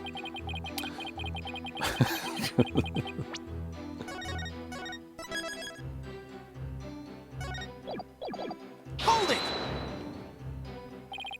You use the word alibi as if it were second nature. Are you perhaps mocking me? Was it perhaps the kingdom of Khura'in itself you wish to ridicule? Yes.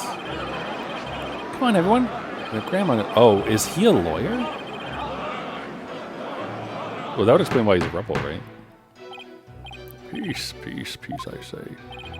Mr. Wright, would you care to clarify your last statement? Please, don't take it the wrong way. It's just alibi is a rather technical term for a priest to use so naturally. I assure you I know how to use the term. In fact, I even hoped for a chance to do so one day. I suppose that even I, a high priest, am not immune to such trivial worldly attachments. I see. Still, he seems unusually calm and composed. Almost as if he had prepped himself for something like this.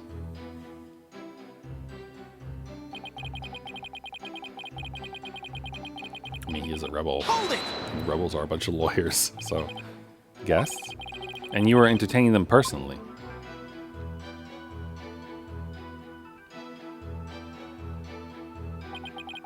That I was. Wait, doesn't this give us an alibi for Maya then? Gather around the table for a most enjoyable conversation. He said his guest could corrupt his ally. Good for our case. Or can it? Are you sure that was the same day as the murder? Maybe you've misremembered. Ah, don't doubt my mnemonic faculties. I may have died, but my memories up to that point are crystal clear. Sorry. It's pretty thin skin for a priest. But I guess he should have known better than to doubt his memory. Yeah. We get it. His memory can't be hazy. That's what we're saying.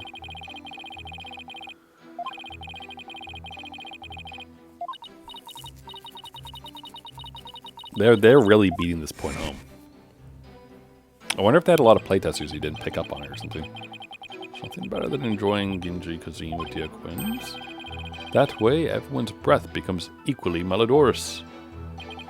Right.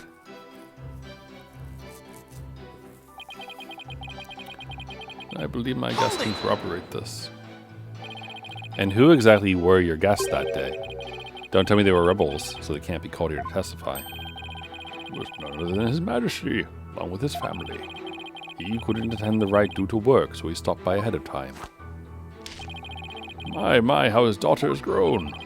Wait a second. Let me set the record straight now. I am not a rebel. Thank you for that wonderful meal habiting me. Lady Envy's cooking simply cannot be beat. So there you have it. When exactly was His Majesty at your home? He was there from 2 p.m. to 3 p.m. Indeed, precisely the time period within which Alkalite Lot was slain. Yes, we had a rousing chat concerning the game of Katu Damal. But I'll just have that added to the testimony. After all, it was I who visited the High Priest's home.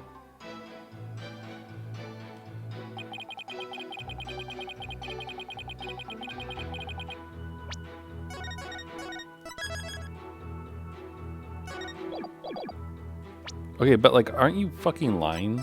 Or is it just a different time? Like, when did this happen?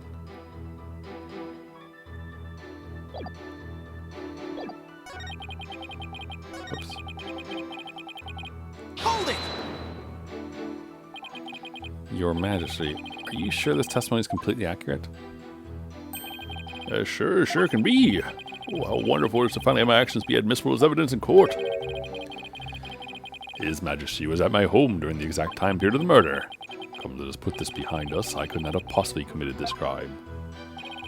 How can you be so sure? What if the clock or watch you were using was off, or you misread the time? There was a clock right near the table, and at the exact same time as my watch. Wait, is there a clock near the table? There is not. There is no clock near this table.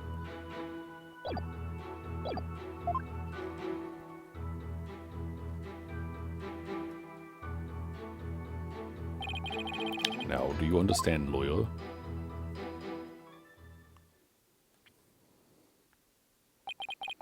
As you can see, my alibi is airtight. Or do you still think I could have killed Alkalite Lot? I mean, I don't know about it. I don't know if you killed him. Might have been someone else. Ugh, His Majesty's a witness. Are you satisfied now? There's not a single discrepancy in Abbot Inme's alibi. Now, hold on a second. There's anything wrong with the High Priest's testimony.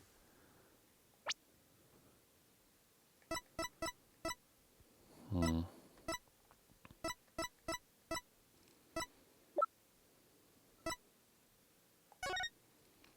12 p.m. to 3 p.m. Well, he only has an alibi for an hour, not for the time before.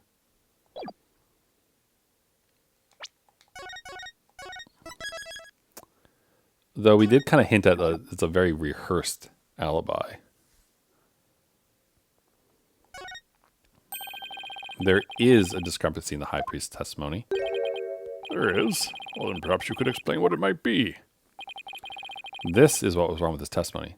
The prayer feast was too short. He's too friendly to the judge. He knew the time of the crime.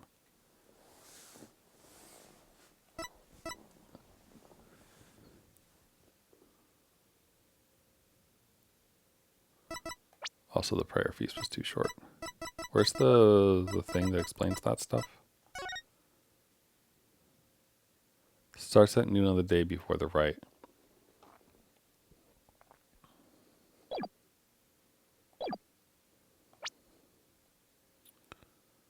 Hold on. They visited from 2 p.m. to 3 p.m.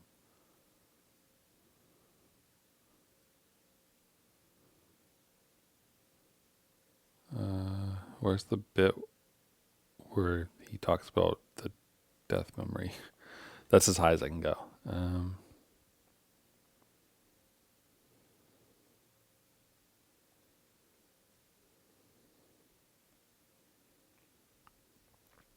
Where's the part when he says the murder? Precisely the time period within which Alkalit Lot was slain. 2 p.m. to 3 p.m. That is weird. Did we tell him that?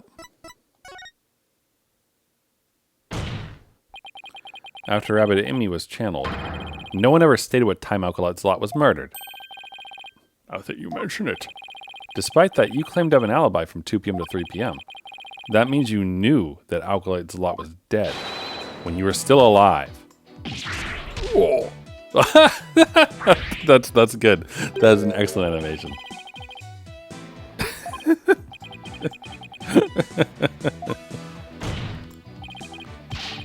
Tell me, how do you know what time the crime had been committed? Yeah, about that. Look at the movement. Look at that. That's just wonderful.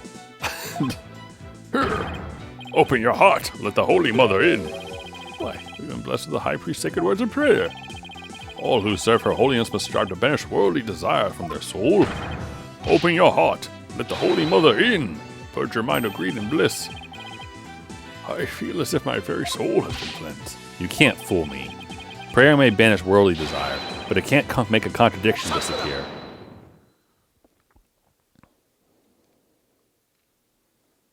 Shut up, butterfly boy. How can you be so sure? What's that supposed to mean? This lawyer seems to think little of the power of Quirinius' prayer. Huh?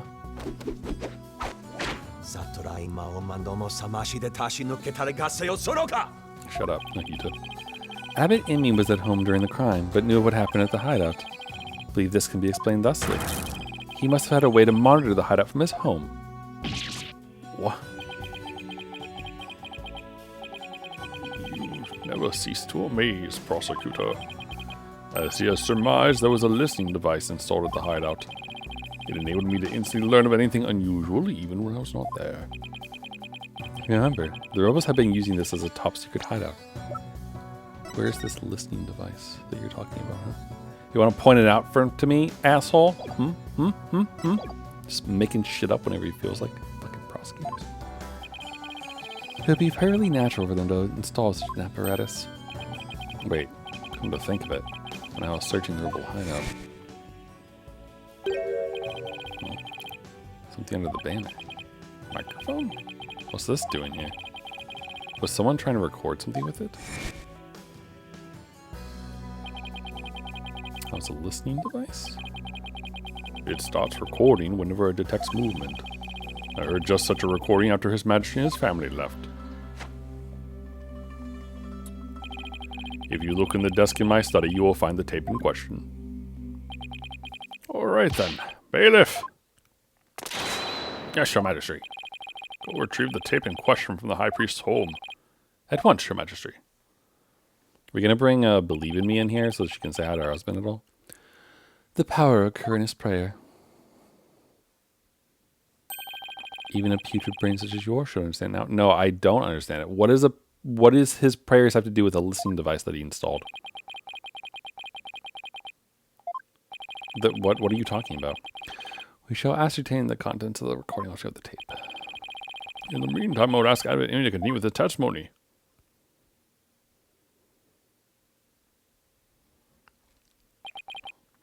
Very well. Alright.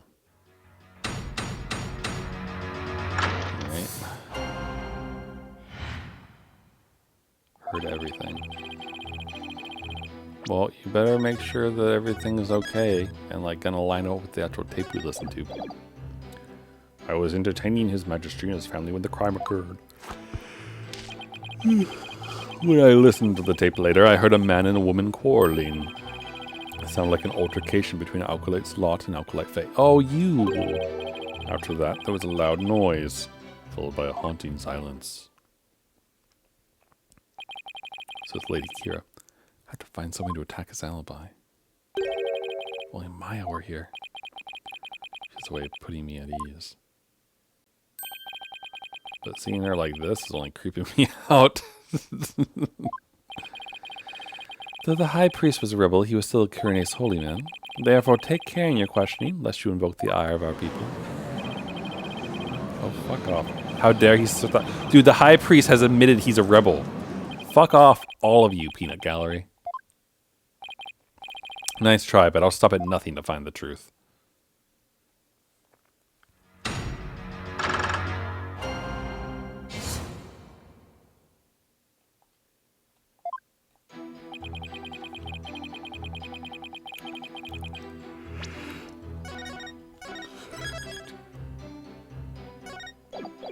Hold it! You were entertaining His Majesty and his family during the crime.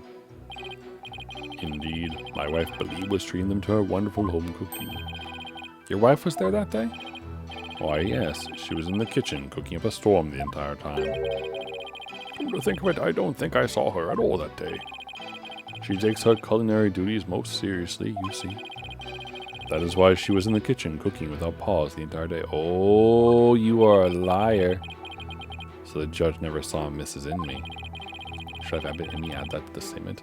Yeah, you should, because we have a picture of her hanging out with Maya the day before. Just saying.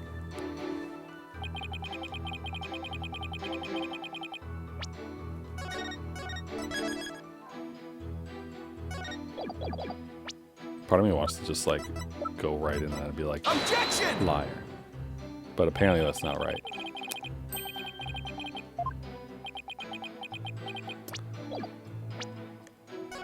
I guess we're only supposed to be talking about the time when the Majesty was around.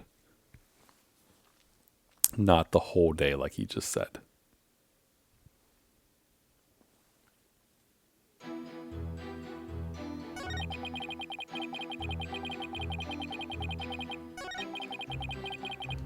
I'm thinking his wife wasn't there. Maybe his wife was the one quarreling with a lot.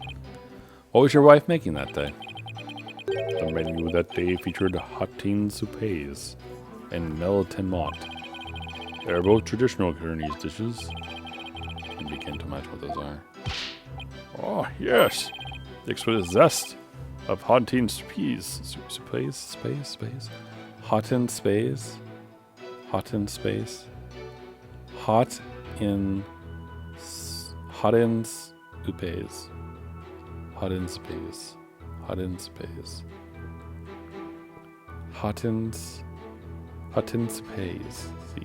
Spacey. Hot and spacey. Oh, hot and spicy.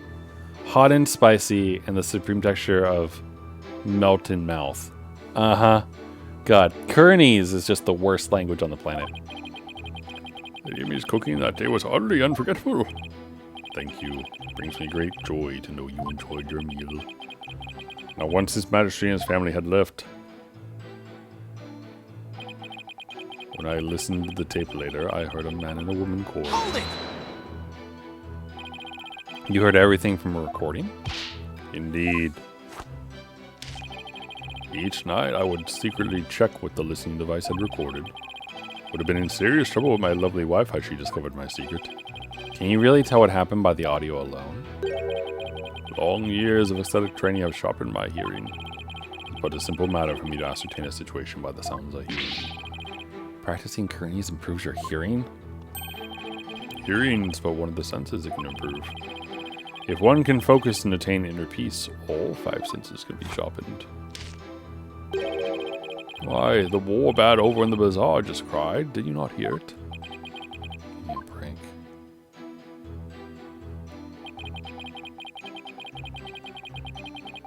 Hold it! Hold on. Are you sure about those voices? Was it really Alkalite Zalot and Miss Faye? I'd say that the most reasonable conclusion under the circumstances. Or perhaps Alkalite Faye has an alibi that you can prove? Afraid not. She was with you that day. Then I suggest you make like a mollusk and climb up. I will continue my testimony if I may.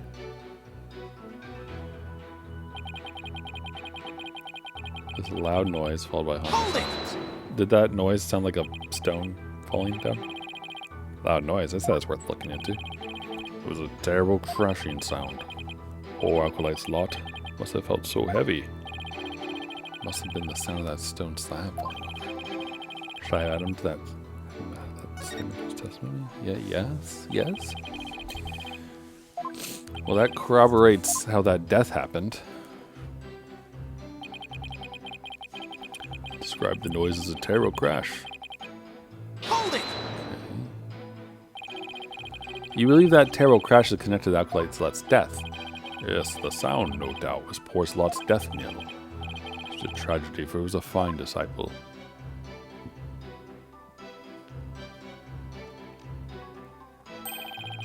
Would ask all here today to give a prayer for his departed soul. Zushire Matami Yoma.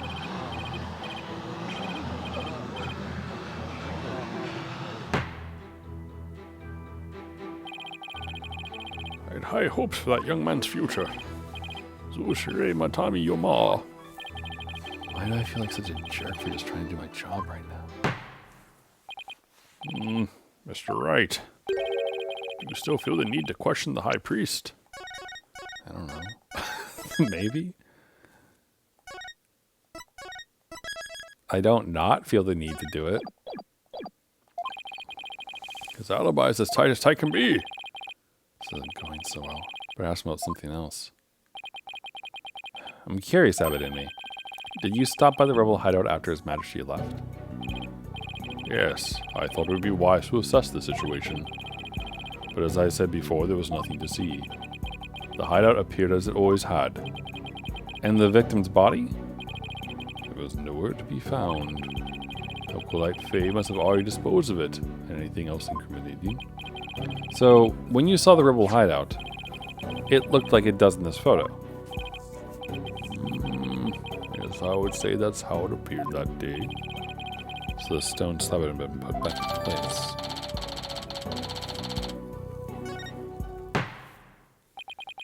Mr. Wright. Is it not time to concede defeat? No, wait. I need just a little more time. If you insist. Okay. I feel like it must be this that's wrong. Altercation.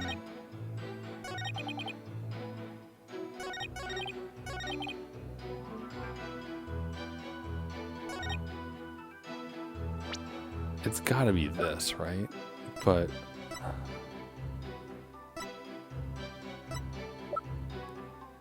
I don't know how to prove.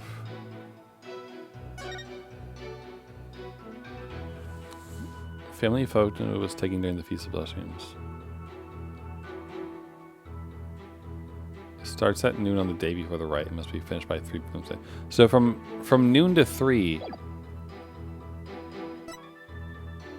this was taken. Right? So, like, this has to be there. So it couldn't have been here. So maybe... Like, the only way this makes sense that it isn't that, right, is it's saying it's like, oh, at like 12 o'clock or something, we ate with Maya, right? And so then after they went away and murdered each other or something. Objection! No, that's not.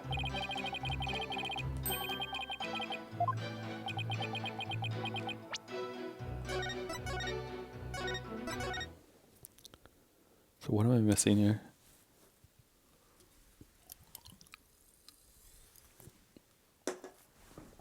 What am I missing here? Like, you have 2 pieces of evidence that kind of mention like the time period and a photo.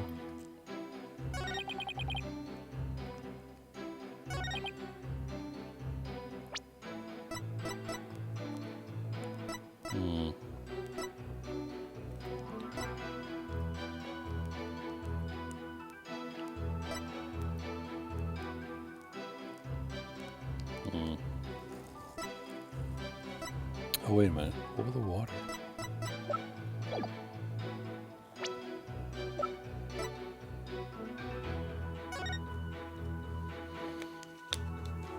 But the water should have been red, right?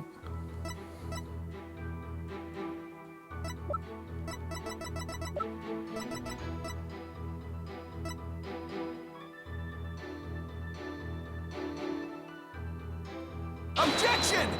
Nope. Okay, not this.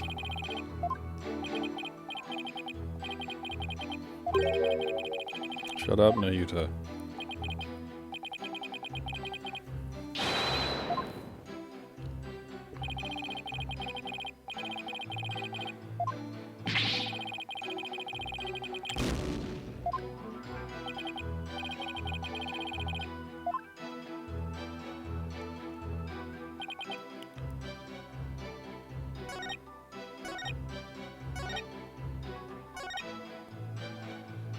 My wife believed with the kitchen the whole time.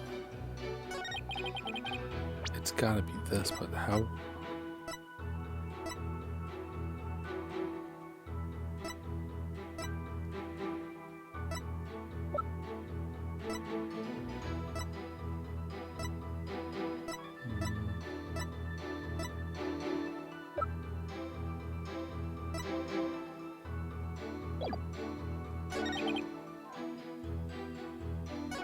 I mean, the only other thing I can think of is like presenting. Wait, did you get rid of his statement? Hold it! Hold on. Hey, you wanna add your thing, please?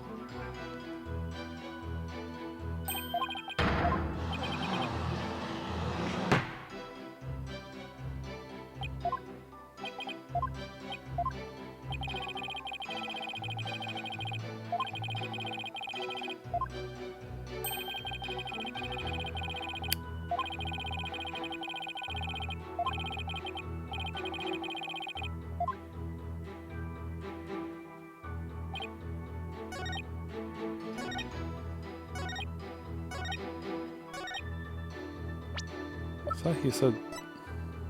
Objection! Okay, so it is that. Okay. Hold on.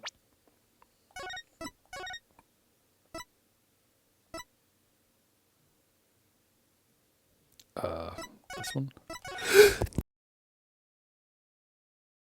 Excuse me. Sorry, I had to sneeze. So it is this. So the fact that he said that it was the exact same looking as like you remember when we got there and whatnot means that there's blood, right? Objection! I mean, you said, and I quote, "Poor's lot, it must have felt so heavy." Why do you think he felt something heavy? You said the hideout looked like it did in this photo. If so, there's nothing that would lead you to believe he had experienced a heavy feeling. Oh. The fact is, of course, a stone slab did fall over onto Alkalites a lot, impaling him on the Warbot statue behind him. But that was only revealed through her benevolence divination seance earlier.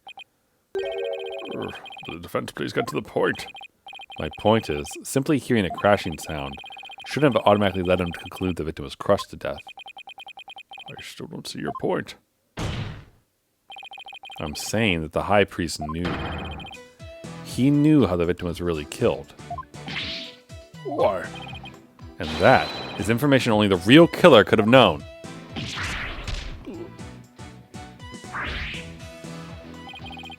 I definitely saw it that time.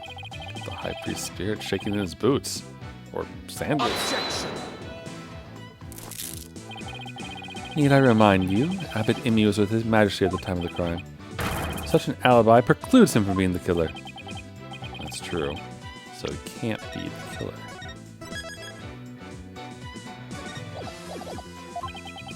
However, he knew how Zalot was killed. Something only the killer could know. Can this discrepancy be resolved somehow? Oh, Mr. Wright, we're waiting for an explanation. I was just getting to that. Time to think of something quick.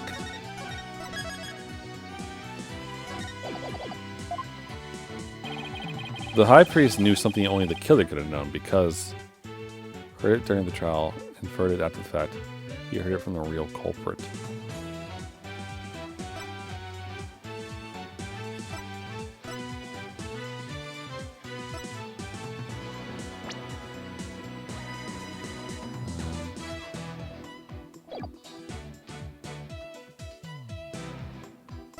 Maybe he sheltered the person who killed them or something. We're trying to like tie them together, right? So he must have heard how the victim died from the real killer. The real killer? Of course. That makes perfect sense. I don't want to believe it, but this is the only possible explanation. So tell us, who is this real killer? It's gotta be someone close to the High Priest. Someone without an alibi. The person most likely to be Zalot's killer is his wife. And she usually plays the part of Lady Kira. Take that!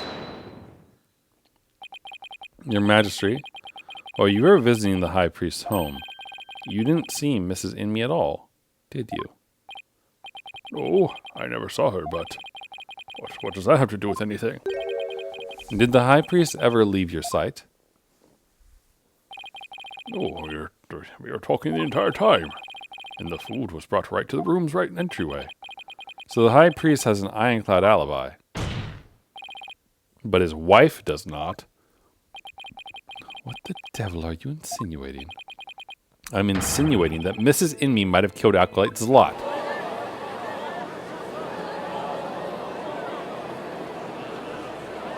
Objection!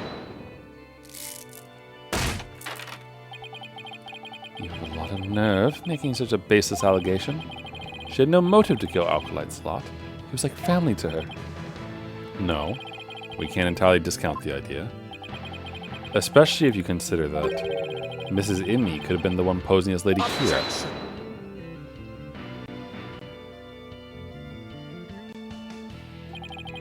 Even a fool must temper his foolishness at times.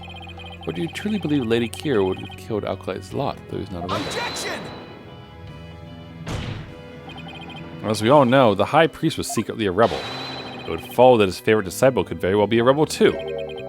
Are you suggesting that Mrs. Inmil killed her husband as well? As sad as it is to think she'd kill her own husband to rid the kingdom of rebels, I don't think we can rule it out.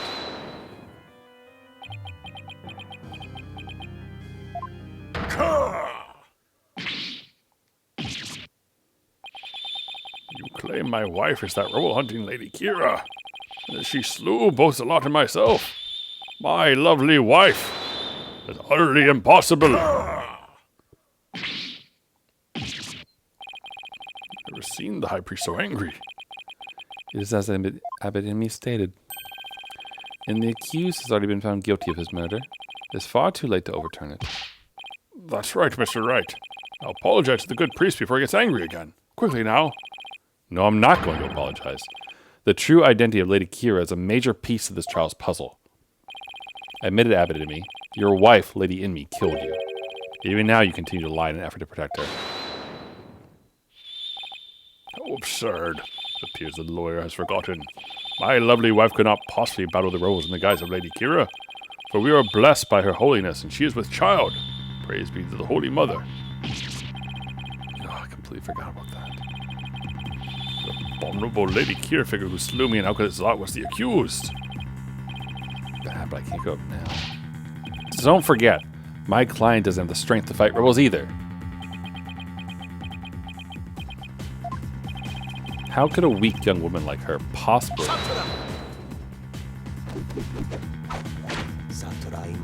Or are you going to shame... Is he going to claim that the spirit channeling does it? Foolish oaf of a lawyer. If only you were as blessed as Lady Inmi. What? Surely the accused possesses the strength.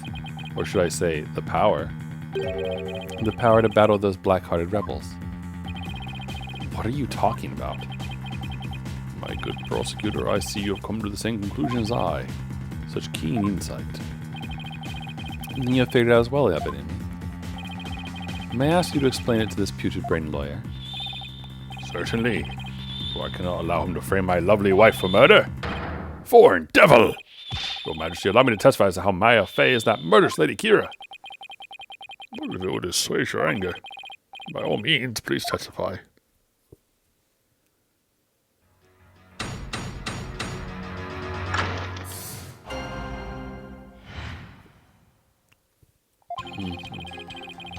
Yeah. That's what you claim. She's been in... But the thing showed up 2 years ago. She's been in training for 2 years. So she couldn't have been her at the first. Spirit medium who knows Lady Kira's true name. So she could have done... Wrong. She didn't know the name until the beginning. Until, like, the very... the right. So it was the real Lady Kira returned to real rebels among us. She attacked and killed me with a strength far beyond any mortal woman. But... Do you understand now? Murder by spirit channeling explains everything. It's the only way the accused could have defeated one rebel after another. Indeed, I am a living, or shall I say a dead, proof of her terrible power. Maya's ability to channel spirits. Come back to haunt her. Now, is it not time to let it go, move on, defense? No. Never. I'll never give up. Now what? How can I prove that Maya couldn't have channeled Lady Kira? Because she didn't know her name. Easy. Easy.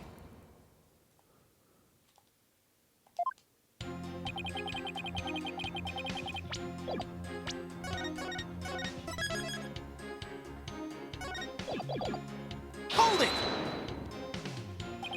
My client channeled Lady Kira. Isn't that a little far-fetched? Far-fetched, you say? Why, the very fact that I am here proves she has the power to channel spirits.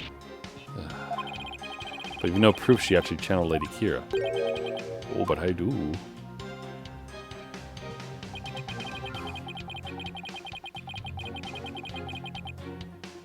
Yeah, but see, she couldn't have.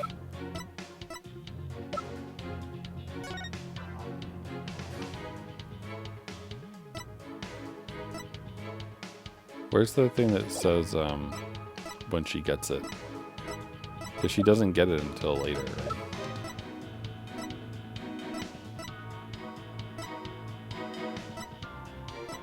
Do we not have it anymore?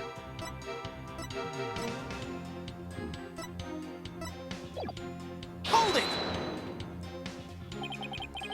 Well, it's true she may be capable of channeling Lady Kira. I doubt there's any proof she actually did. We are talking about the infamous Rebel Under here. That modern-day Lady Kira has captured many rebels all by herself. Among them have been more than a few brave warriors.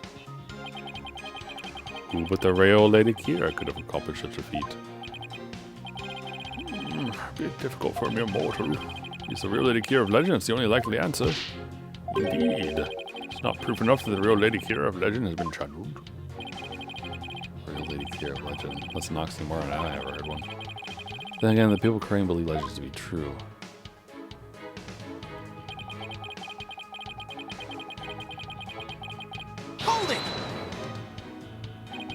Lady Kira is a natural person. Do you really believe there ever was a woman that powerful? One capable of battling rebels much bigger and stronger than herself? There's no way to prove that, but to doubt the existence of Lady Kira is to doubt Kernism itself. I'll first the question, must simply believe.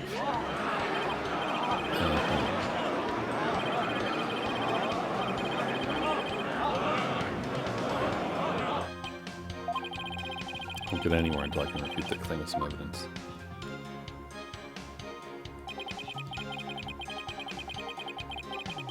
Hold it! A strength far beyond any mortal woman. And just how strong would that be?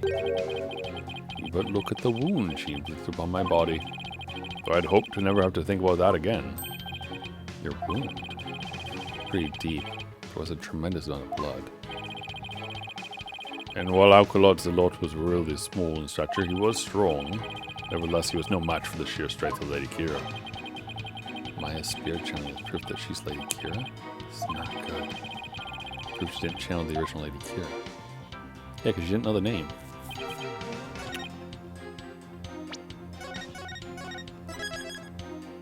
Like, she only knows the name once she opens up the Tome of Spirit things or whatever. And this actually further implicates his wife more than anyone else. Saying. Objection! The Tome of Secrets is only given to the priestess who performs the purification rite. Is this your proof that my client could have channeled Lady Kira? Yes, indeed. For it contains the true name of Lady Kira, secret only revealed within. Have it in me. I'm afraid you're mistaken. This couldn't have been used to channel Lady Kira. What nonsense! Mr. Wright, would you care to explain? This is why my client couldn't have channeled Lady Kira. This is the name, right? Take that! Look right here and you'll see why she couldn't have channeled Lady Kira. What does that have to do with spirit channeling? Oh, nothing, as far as I can tell. Fuck. Yeah. Well, I can't read Kuranese. Oh, it's the mask.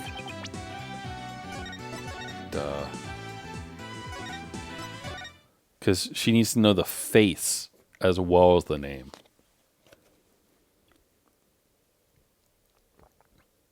Mm-hmm.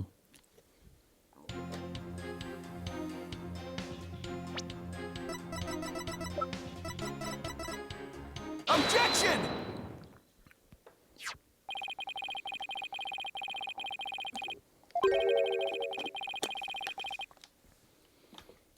I thought the fact like the real name was something totally different from Kira might have something to do with it. Sorry. Have it in me.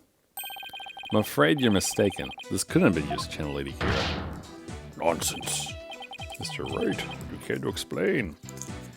Yeah. But let me save just in case I have it wrong about the mask. I'm pretty damn sure I'm right, but you know.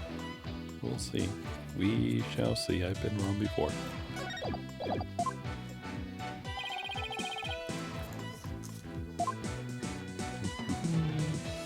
Take that! Lady Kira's face is hidden behind a mask in the Tome of Secrets. You need both a name and a face to channel a spirit.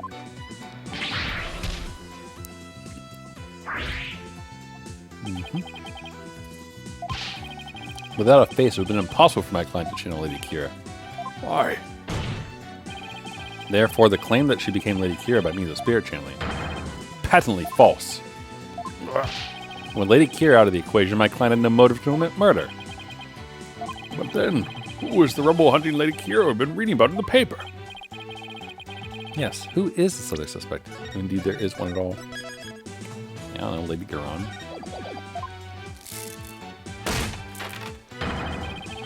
Let us hear the defense's brilliant deduction.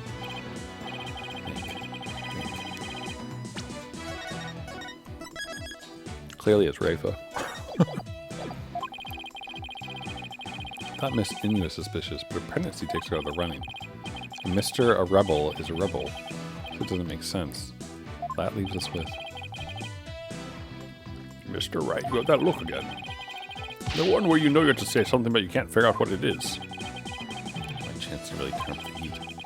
I always have to stir the pot till something floats to the top. Your Majesty, I know who's been posing as the rebel killing Lady Kira. You too? Sure about that? Yes, completely. Since I may regret this, please go on and explain. Thank you, Your Majesty. This is who's been posing as the rebel hunting Lady Kira.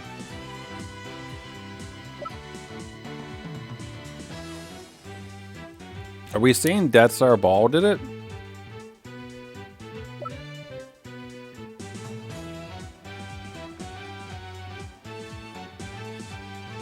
That or Rafa. Rafa like has the parting Mitama with her because she has to get rid of it all the time. Take that! But I guess it would have to be him, right? Why do you believe that's the true identity of Lady Kira? Wait, don't answer.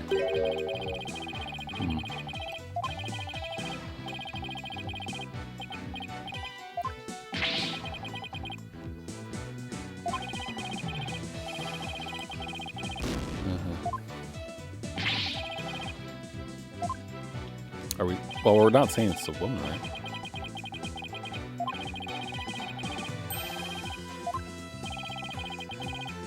Are we saying it's the High Priest? I mean, I guess I have to say it's the High Priest, right? But that doesn't make any sense, though.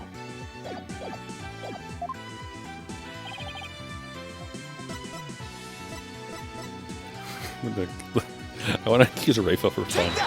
I just want to know what they say. No, okay. I thought there might be special dialogue considering who it is, but...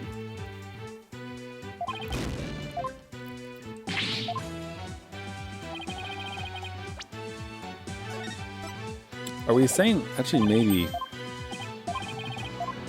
Are we saying Zalat was... Take that! We are saying this. Okay. Yep, sure. Yeah, okay.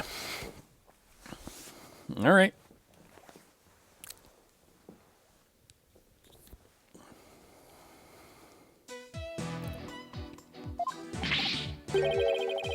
All right. Explain.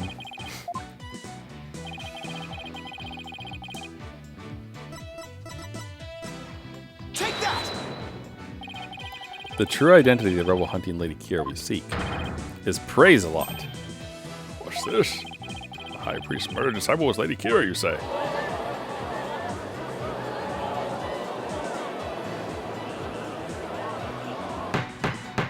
Well, that's just the High Priest's motive, at least. Say Maya. Ah, shoot, it's too late. Say peace. The fence will continue. Yes, Your Majesty. I whittled down the list of suspects and there was only one left. But a process of elimination is not the same as solid evidence. I assume you have evidence to back up your claim. Yeah, of course. In a similar moment. Yes, I hope so. Maya wasn't Lady Kira, and neither was Mrs. Indy or any of the other possibilities. That leaves a lot, and I have the evidence to prove it.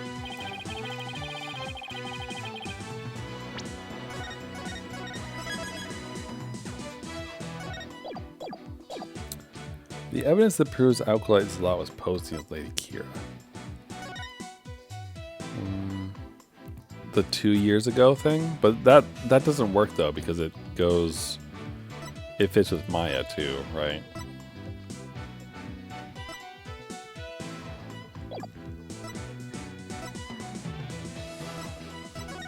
There's the leftover, like, stuff there.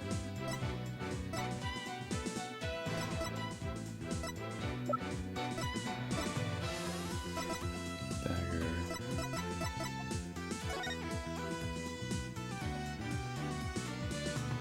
I mean, there's really nothing here proving that.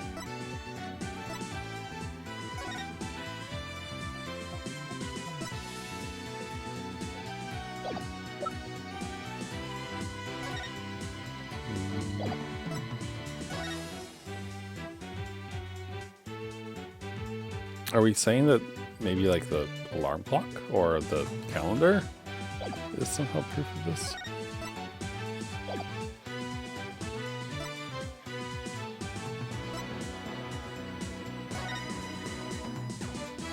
I don't see how that would be conclusive, though, evidence-wise.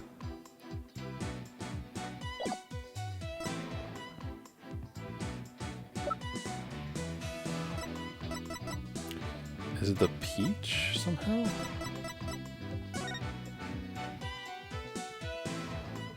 Like, the bird thing is stuck in him.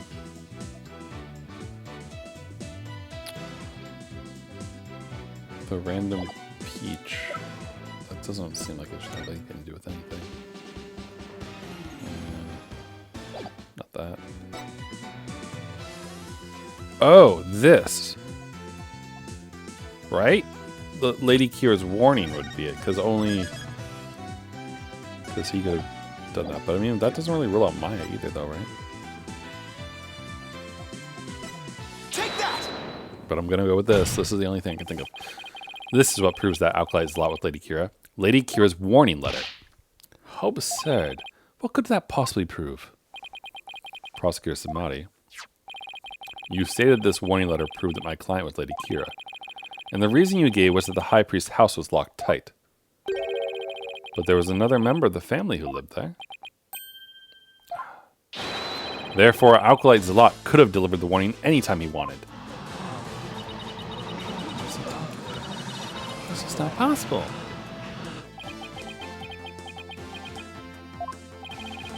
You're saying Lady Kira is not the culprit, but rather the victim? That's exactly what I'm saying. I would overturn the entire premise of this case. I'll proceed on the assumption Lady Kira is behind the serial killers. But Lady Kira is one of the victims. Who was the killer? What was their motive? The only suspect left is Mrs. Inmee. There's only one possible motive. What if Mrs. Inmee is a rebel? Ah, fiend. You're still bent on casting suspicion upon my lovely wife. Blasphemer. No evidence of this. Repent for the mistrust in your soul. Well, you have no evidence either. After all, the dagger with my client's print on it wasn't what killed Alkalite Zealot. And the Plume Punisher theme that he heard could have been an alarm clock. That means all the evidence linking her to the crime have been called into question. Was Lady Inmee a rebel? Did she pose as Lady Kira to kill Alkalite Zealot? Or is Alkalite Zealot a rebel? Was the accused the Lady Kira who killed him? Say either scenario is just as likely. What are we to do now? The alarm clock, you say? Do you mean the one in the rebel hideout? Yes, but what of it? So that's it. Oof. What's gotten into him?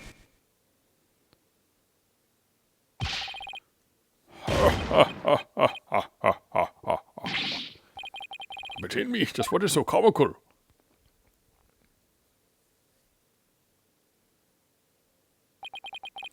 Forgive my outburst.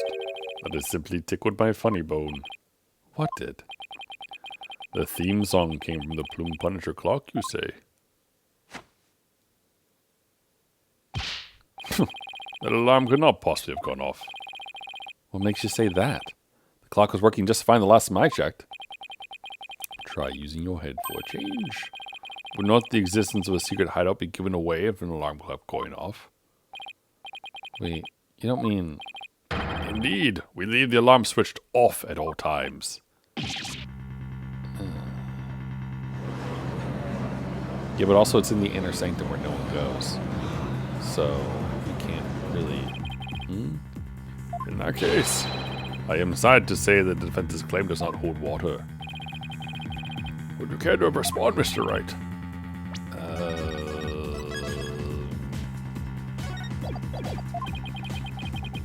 Can't be happening right now.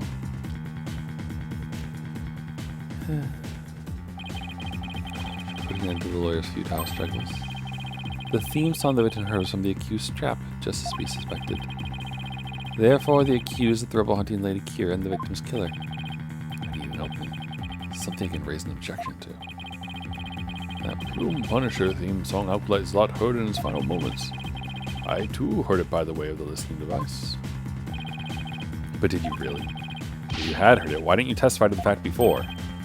It's not obvious. I don't know such a tune could become a key matter of dispute. Yes, the matter of the theme song came up before the Abbot Nimue was channeled. Oh, right. Well then. What if he's lying about the clock's alarm being switched off? Miserable wretch. That'd be a pointless lie, one easily disproven. If you check the clock, you will see that the alarm is in fact switched off. Yeah, come to think of it. What a fine item. And this switch, if I'm right. We set the switch back into the off position before we left. Wait, back into the off position? I remember hearing it clearly. Those distinctive taiko drums in the intro are etched in my mind. Oh, it's your wife. It's your wife's watch. The one right here, because the taiko drums, that's the Steel Samurai. Don don don don don don don. Distinctive taiko drums in the intro? This trial's gone on far too long. Shall we move ahead to the verdict phase now? By all means, and let us all return to Abbot Imi's spirit to the Twilight Realm. Before I go, let me say a word to my daughter. Objection! Shut up, dead man. Now hold on just 1 minute. Your Majesty, this man is a liar and his wife killed him.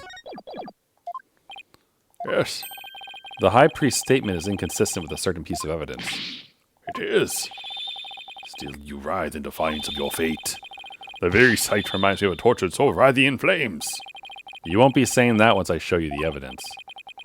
All I want to do is pick the right one. This piece of evidence is inconsistent with the statement about the taiko drum intro. Take that! This is what's inconsistent with his statement. My client's Plume Punisher strap. What does that have to do with anything? It plays the Plume Punisher theme song. And here it is. The theme to the Plume Punisher, Warrior of Neo Twilight Realm.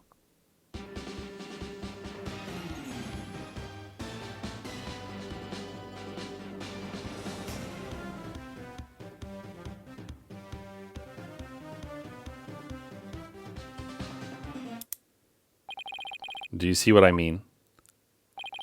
The music the victim heard in his final moments might not have been the Plume Punisher theme song. Afraid I'm not following you. What was if not the Plume Punisher theme? In his final moments, Acolyte Zlot heard. There are no taiko drums in the intro of the Plume Punisher theme. So what Acolyte Zlot actually heard in his final moments was the theme of the Steel Samurai, Warrior of Neo Old Tokyo.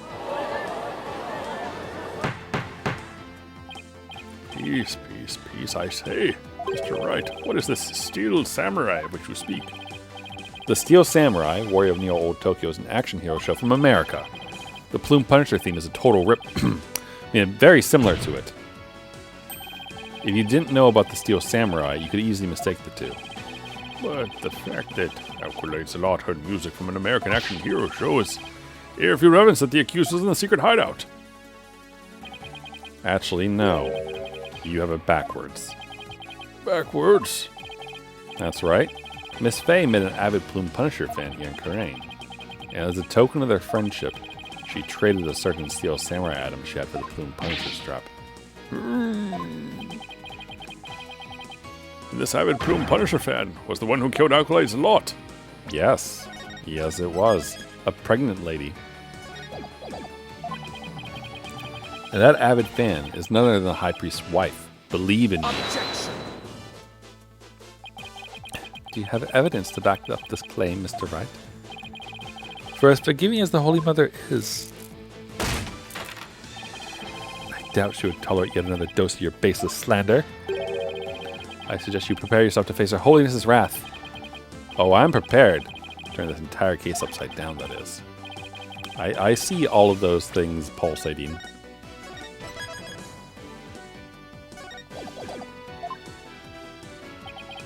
Very well then. Please present your evidence, if you would, defense. The evidence that proves Mrs. Inmy was the one who killed Acolyte Zlot. Take that! It's right here in this family photo. Proof that Mrs. Inmy and Miss Faye traded items featuring their favorite characters. Family photo. And what exactly should we be looking at here? The proof that they exchanged items featuring their favorite characters is right here. Take that! Look at Mrs. Inmy's left wrist. You can see the Steel Samurai trademark top knot right there. Which clearly makes this a Steel Samurai watch.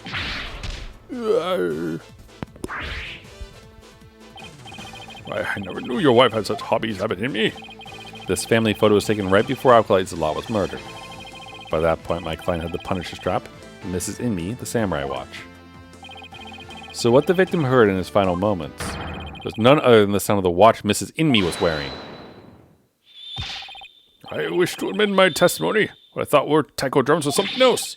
My wife never had such a watch. It is the truth I tell you. You must believe me, your majesty.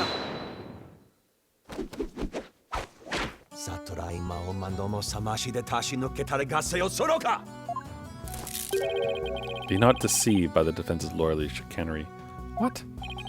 Now what? Pretty quiet up to this point. What does he have up his sleeve? There's a big gaping hole in his flimsy claim. A big gaping hole? I don't think so. Oh no, I'm afraid it's there, alright? Just like the big gaping holes in your putrid brain. My brain is neither putrid nor full of holes. Not a zombie, after all. Says the dead lawyer walking. He who has narrow vision focuses on what is before him, never seeing the big picture. Or as they say in your country, you cannot see the forest for the trees. For if it is as you said, and Lady Inmy the rebel slew Acolyte Zlot, the rebel hunting Lady Kira, then the rebel hunter would have been dead before the high priest was slain. Wait, what?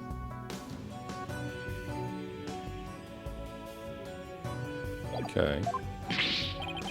Oh, that means High Priest could not have been slain by the rebel hunting Lady Kira. I missed that. Well, maybe Maya did channel Lady Kira then and accidentally murdered the priest. So tell me, who are you going to say killed the high priest now? Maya.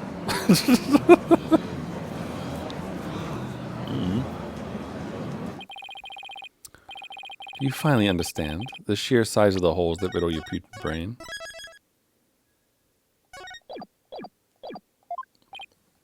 Ugh, I'm in hot water now. I don't have any other suspects in the high priest's murder. You mindless zombie. You should have begun your journey to the Twilight Realm long ago. Now let it go and move on. No, never give up. Just need to think things through and figure out who really killed the high priest. Is it turnabout time? It's turnabout time! Alright. And last time we did this, we found out that you can't actually mess it up. So we can look at the funny answers. Who did? Maybe I can get to the bottom of this by reviewing the events of the case in order. What evidence could tell me something about the crime scene before the murder? Which crime scene? Sorry. I mean, it's Maya's testimony, right? Yeah, we know it was red before the right. Maya said the spring had been seen red before the writing began. The spring was already red before the high priest's murder because of Zlot's blood, trusted blood. What was Zlot's blood?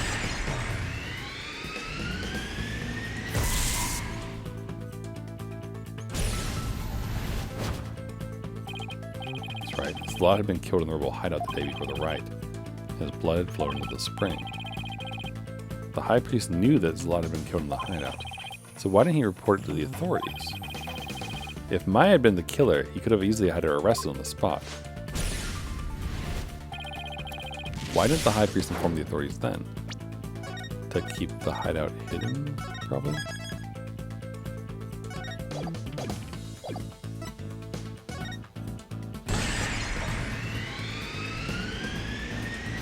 And he wanted to keep it secret so that the paratrooper guy could escape prison or whatever.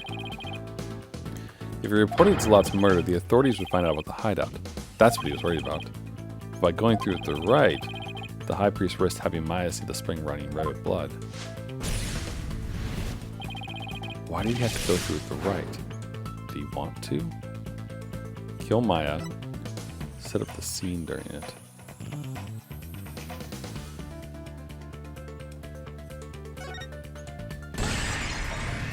He has no reason to kill Maya. Use the right to cover things up. He wanted to stop the crime scene to conceal the hideout. But how was he planning on concealing the source of the blood in the spring? Emptied the spring, used Maya's blood, used his own blood. Well, this is part of like the right? Maybe. Oh, we don't have the steps anymore about like the thing of fire and water and all that crap.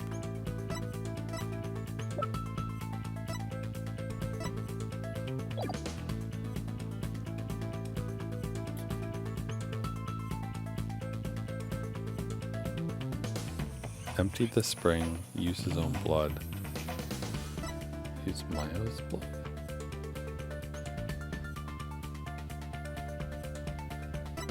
I don't... Huh?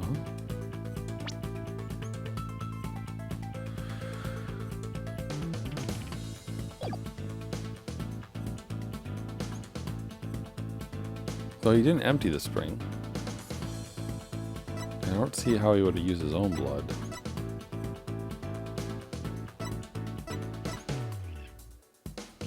Or was he sacrificing himself to save his wife? Is that what he's doing? Doesn't make any sense still, though. We're missing pieces. Concealed the source of the blood with his own. That was how he kept the rebel hideout a secret. It's all starting to fall into place. The High Priest killed himself? Didn't we say that? Wait, hold on. Abdominal wound caused by bladed weapon.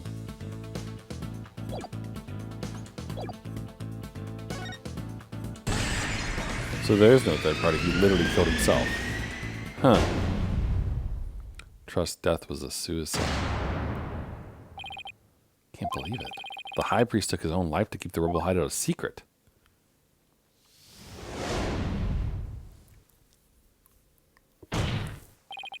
The High Priest wasn't murdered by anyone. He took his own life to keep the rebel hideout a secret. Ooh. What? What's this?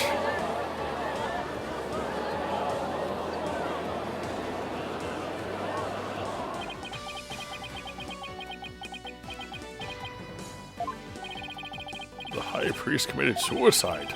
Never heard anything more absurd. The lawyer has placed a stain on the good priest's death with his putrid brain. Putrid, gaping holes are as large as the holes in his logic. What hole? You still fail to understand. You truly cannot see the forest of the trees. You claim the High Priest took his own life. Do you consider who brought the dagger to the Plaza of Devotion? The High Priest was killed. Oh, but Maya was asleep, right? The dagger was thrust in Acolyte's dead body. Only the accused Maya Fey could have done that. It's as Prosecutor Smarty says. Your claim is rather porous in its logic. Your evidence is too weak. Cannot prove that the High Priest took his own life to conceal the rebel hideout. Well, we could ask him. They're right. The dagger was impaled on Zillet's body. But his body had been placed in the plaza the previous day. Well, Mr. Wright, you can't respond. Zillet's body was already in the plaza the day before the right.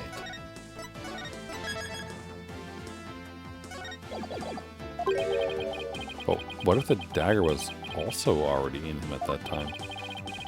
The dagger was never at the inner sanctum.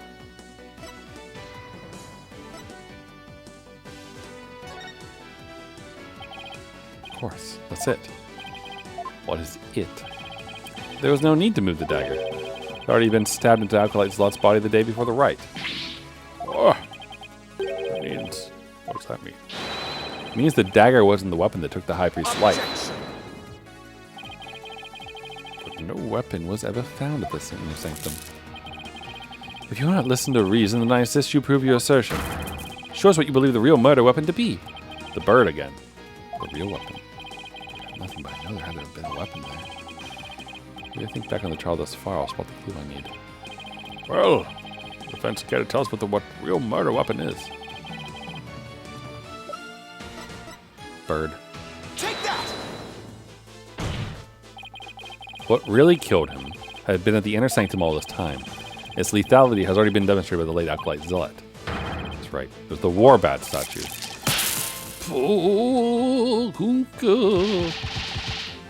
Yes, good. Beat him up. You believe that the statue claimed both victims' lives? Would you care to chime in, Abbot in me? No, he lies. Pay him no heed. Right. Okay. Lady in me. Darling, don't you think this has gone on far longer? Believe? No. Your Majesty, my wife knows nothing. Please, Abbot in me, let your wife speak.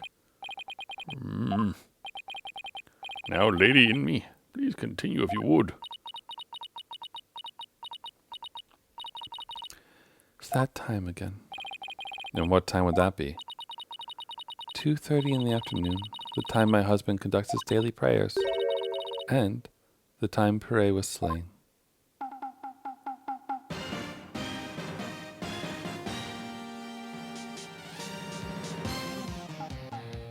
She got her watch on for the time that she murdered someone. That's something. Is it because he interrupted your show? Is that why you killed him? I too would like to pray at the same time as my dear husband. So I set an alarm to remind me each day. But I had no idea it would come to this.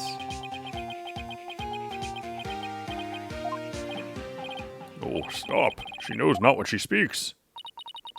Your Majesty, I am the one who slew Acolyte Zealot.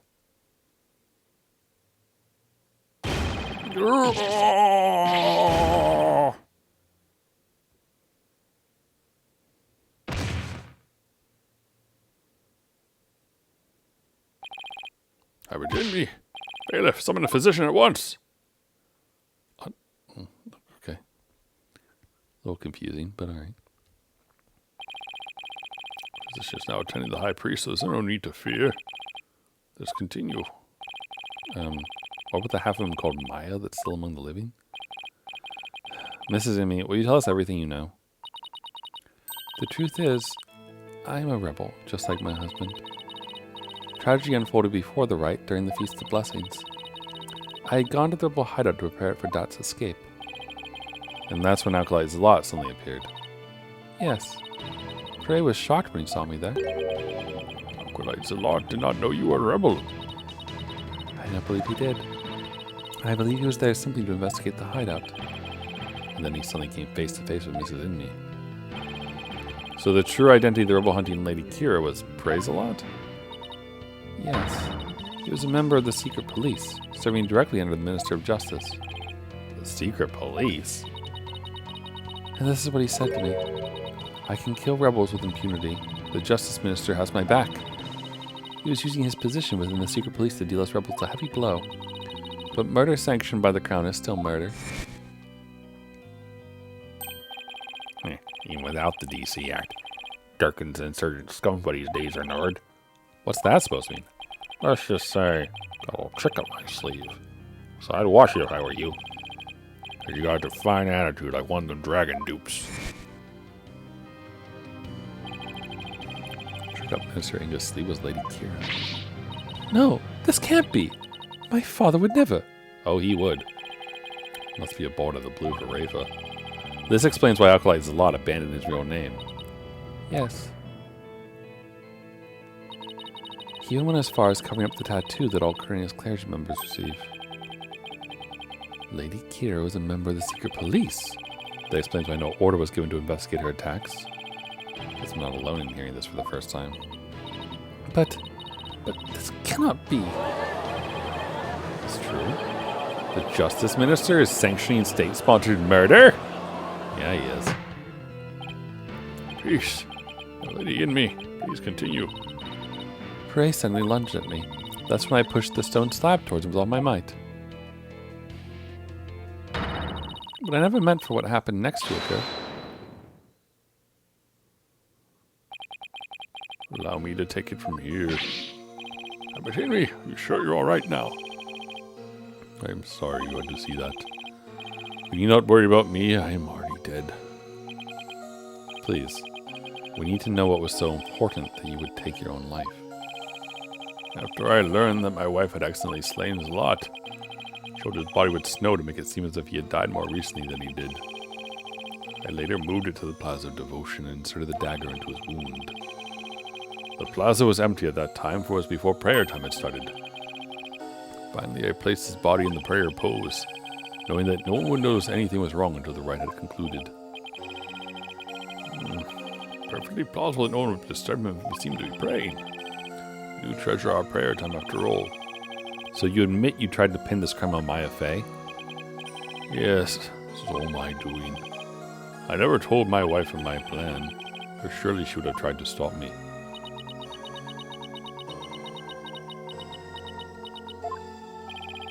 How did you get Miss Fey's fingerprints on the dagger? I had her hold it while we were rehearsing the rite the day before. Right before the rite, I drugged her with a sleeping agent. Then I put Lady Kira's robes over the Warbot statue. That means Maya was probably already groggy by the time the rite started.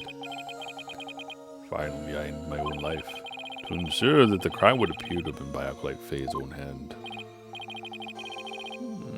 But when your body was discovered, Lady Kira's robes were on the ground. How did they end up over there if they were on the statue? After I impaled myself on one of the statue's dagger-like feathers, I used the last ounce of my strength to hurl my body backwards. As I did, I grabbed onto the robes, taking them with me as I fell onto the ground. How terrible! What possessed you to do such a thing? You needn't have committed suicide simply to frame the accused. Prosecutor Samadhi, as one well versed in our kingdom's legal system, but you of all people to understand. Understand what? This kingdom's legal system. Mrs. Inmi's crime, your suicide. Can't be. That'd be sadder than sad. Why, I believe the defense knows of what the High Priest speaks. Yes, I understand.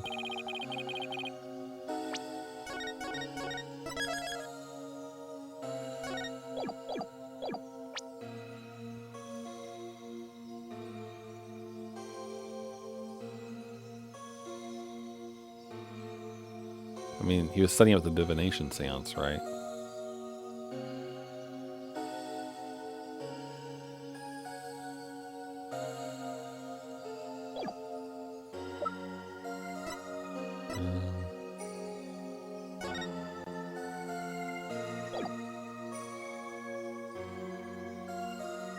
Are we talking about the DC Act in some way or something? Or no. Those who would support criminals would be deemed as guilty. I mean, does that apply to that kind of thing as well, though? Like to rebel wives and that kind of thing?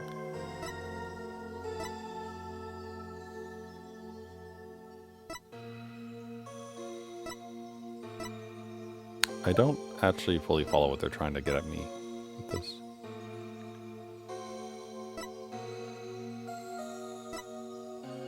Why the abbot took his own life.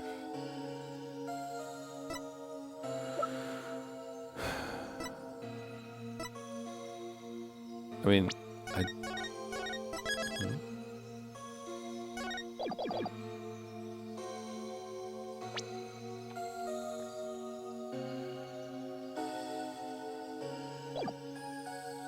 Take that! Is it this? The defense, it is this, okay. The Defense Culpability Act. Circumstantial evidence supports Mrs. Inmi killing of Acolyte Zlot in self-defense. However, it would be next to impossible to prove it without a lawyer. That's why the High Priest wanted to pin the crime on Maya Fey. I fail to see what that has to do with his suicide. Concurring, the divination seance is the most important piece of trial evidence. The High Priest wanted to frame Miss Frey as a serial killer. It's a clever plan in which he made sure he'd see Lady Kira in his final moments. The lawyer speaks true. That is why I placed Lady Kira's robes upon the Warbad statue. I made it seem that Acolyte Faye was the rule hunting Lady Kira. But are you saying you used my divination seance to produce false evidence? Forgive me, your benevolence. It was the only way to help my lovely wife. If you had approached me first, I could have proved that the murder was in self-defense. Perhaps. But I had little faith in lawyers despite being a rebel. How utterly foolish to cast away one's life for such a reason. There must have been other ways to cover up the crime. Yet, had I done so, my wife would rush to my defense. When the case went to trial, she would suffer the same fate as I under the Defense Culpability Act. I could not have lived with myself had she been convicted because of that fiendish man. This cannot be. All I have done under the laws of our kingdom has all been... Poor Rafa. Really taking this hard. As she should. Can't say I'm surprised.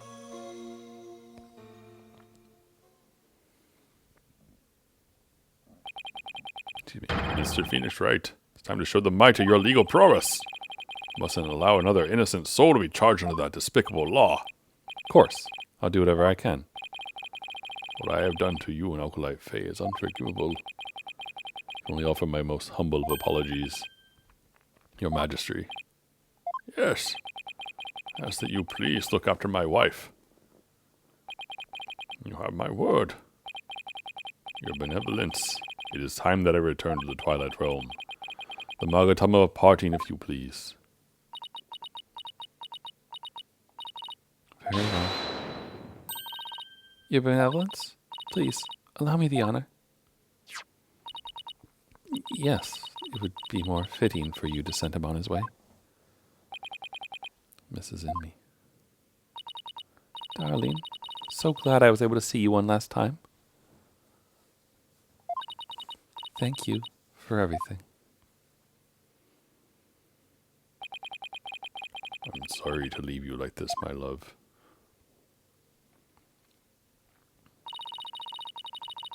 But now you can watch over me from the world beyond.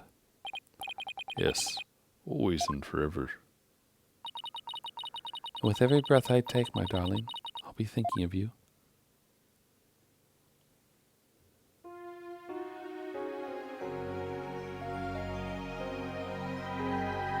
Okay, make sure you put that shirt on, though. You don't want Maya's boobs to fly out in the middle of court.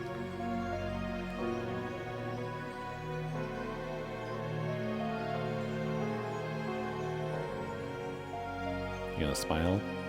No? Oh, there we go. There we go.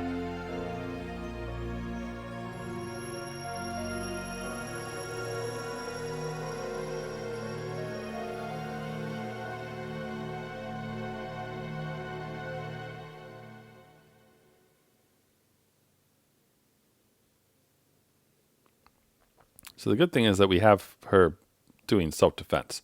The bad news is that she's a rebel, so she'll probably be going to jail.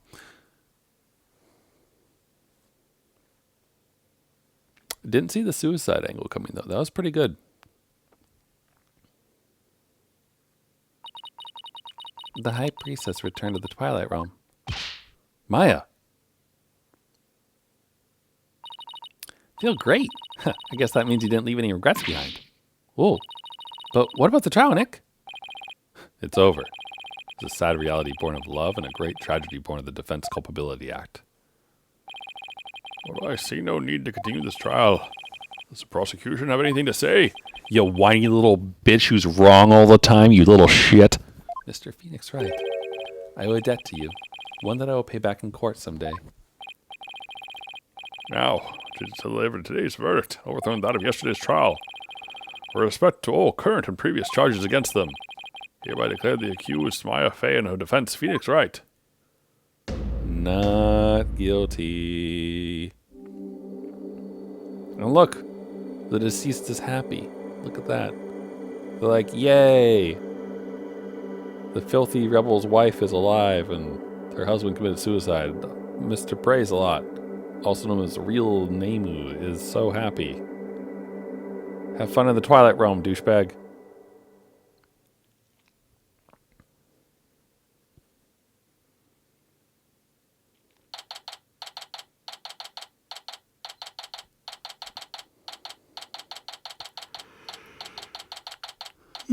Alright. So, I was thinking, Nick, the legal system here is really stacked against the defense. Totally unfair. Yeah, to even force the high priest to make the ultimate sacrifice just to protect his wife. It's just so sad. Protect the status quo or join the revolution. If the real Lady Kira were here, I wonder which side she would take. What's up, Rafa? Your benevolence? What? I was, just wondering. You alright? Quiet, you! How could I possibly be alright? Yeah, she's not doing well at all. Who do you think you are? Suddenly appearing before me, trampling my insides underfoot and plunging the Hall of Justice into utter chaos. You even desecrated my mother and father's teachings, you soulless infidel! That was a bit more extreme than usual. What am I to do? I always believed that communing with the victim's mitama would lead me to the absolute truth. But each time you overturned my insights, it was revealed that they served to support false charges, rather than the truth. I am left now with that heavy truth in my heart. Sorry, Rafa. Perhaps I'm not worthy of hearing the voices of the mitama. I don't know who's saying this. Is it Emma? Is it Nahyuta? What? Oh, it's Maya. Like, that makes more sense. How dare you! Your role is to bring forth the voices of the mitama into our world. If you don't do it, who will? You know nothing, Maya Fey. It was spirit channeling, not a divination seance that brought the truth to light. How dare an outsider like you employ the Queen's secret art? But what can I do? My spiritual power does not even approach yours. It's not a cruel joke. The royal priestess bested by a lowly outsider? Don't be so hard on yourself. Why not? It's worth at least a laugh or two. You shouldn't talk like that. Huh? Listen, your benevolence. You were just fulfilling your duty, weren't you? And you're the only one capable of performing the divination seance, right? The station of royal priestess is not something to abandon lightly. The station of royal priestess? The people of your kingdom believe in you. But if you really mean all that you just said, then what are they supposed to believe in? You know none of what you speak. Actually, I kind of do. After all, I'm only here training so I can become the master of my village back home. Village master, you say? Oh, no. Seems I owe you an apology. For even today I called you a neophyte practitioner. It's alright, your benevolence.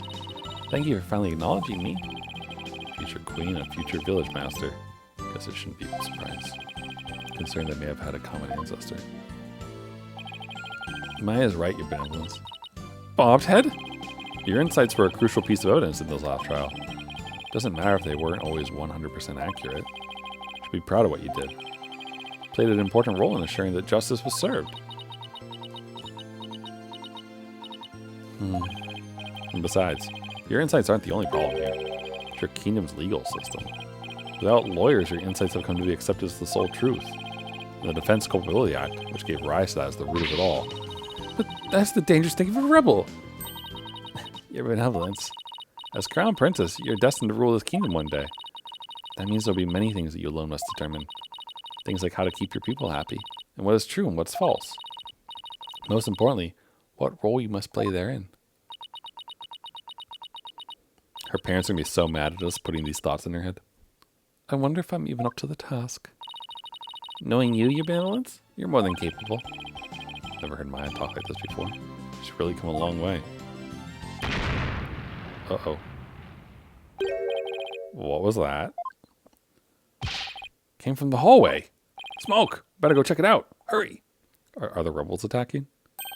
Wait, what? Hi, Mrs. Indy. Mr. Wright, Alkalite Faye. I'm so sorry for what transpired. You were sentenced to death because of me.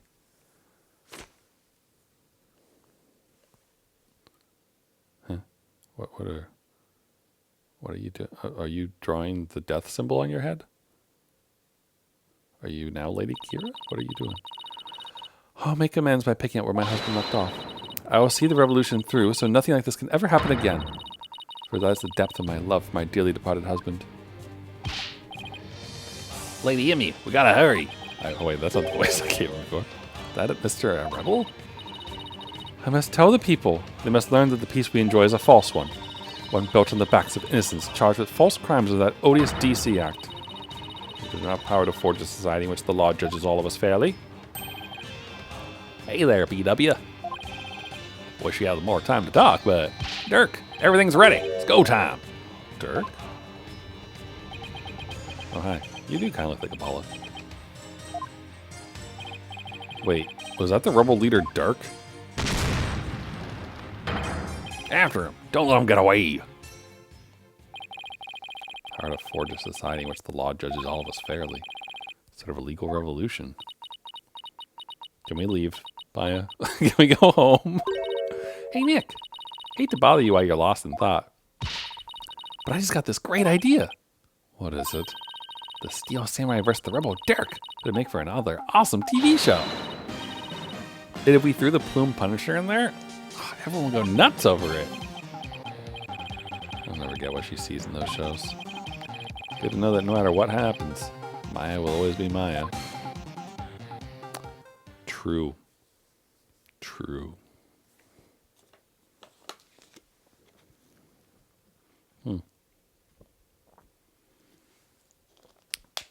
That was an interesting case.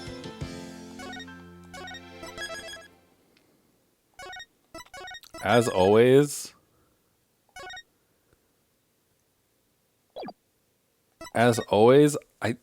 gosh, the kangaroo court that's just completely stacked against you is really, really frustrating, I think. Honestly, like a lot. I really wish that we had a costume select for Maya. That's why I came here real quick, but I guess they're not there. Bummer. Alright then. Well. Oh, that was only episode 3. Okay, yeah, no, that makes sense. Got 4 and 5 left. I mean, just looking at the thumbnails, right? Let's see. Looks like next we'll swap back over. And it seems like Athena is probably going to be leading this one, based on the thing. Also, it looks like Prosecutor Birdhead is going to be back. Don't recognize the other folks in the thumbnail, though, so that'll be different people. And then episode 5 is probably going to tie everything together. Looks like we've got Dirk, the shithead, Rafa. I wonder if somehow Apollo will get pushed in here somehow, considering that Apollo and Nahuta are Dirk's kids, right? If I remember right. So it's all interesting how this all pieces together. They really do put together a crazy thing, and you gotta wonder sometimes, given the way the Ace Attorney games work, and how they put everything in, they definitely plan all of them out at once, right? Otherwise, they wouldn't be yeah, so Apollo is the son of a rebel leader in another country. Or something, right? They wouldn't make that one up 3 games in. Right? Right? Anyway, I'm going to get going. But thank you all for hanging out with me while we enjoyed some legal kangaroo court. It was a good time. And I'll catch you tomorrow when... more than likely, we'll play some Hollow Knight. Ooh. Excuse me. More than likely, we'll play some Hollow Knight, and we'll continue. We found a new area yesterday, so looking forward to that. But also, man, I'm just so happy today that we got the chance to use this in Phoenix's favor. Absolutely wonderful. Have a good rest of your day, everyone. Take a look.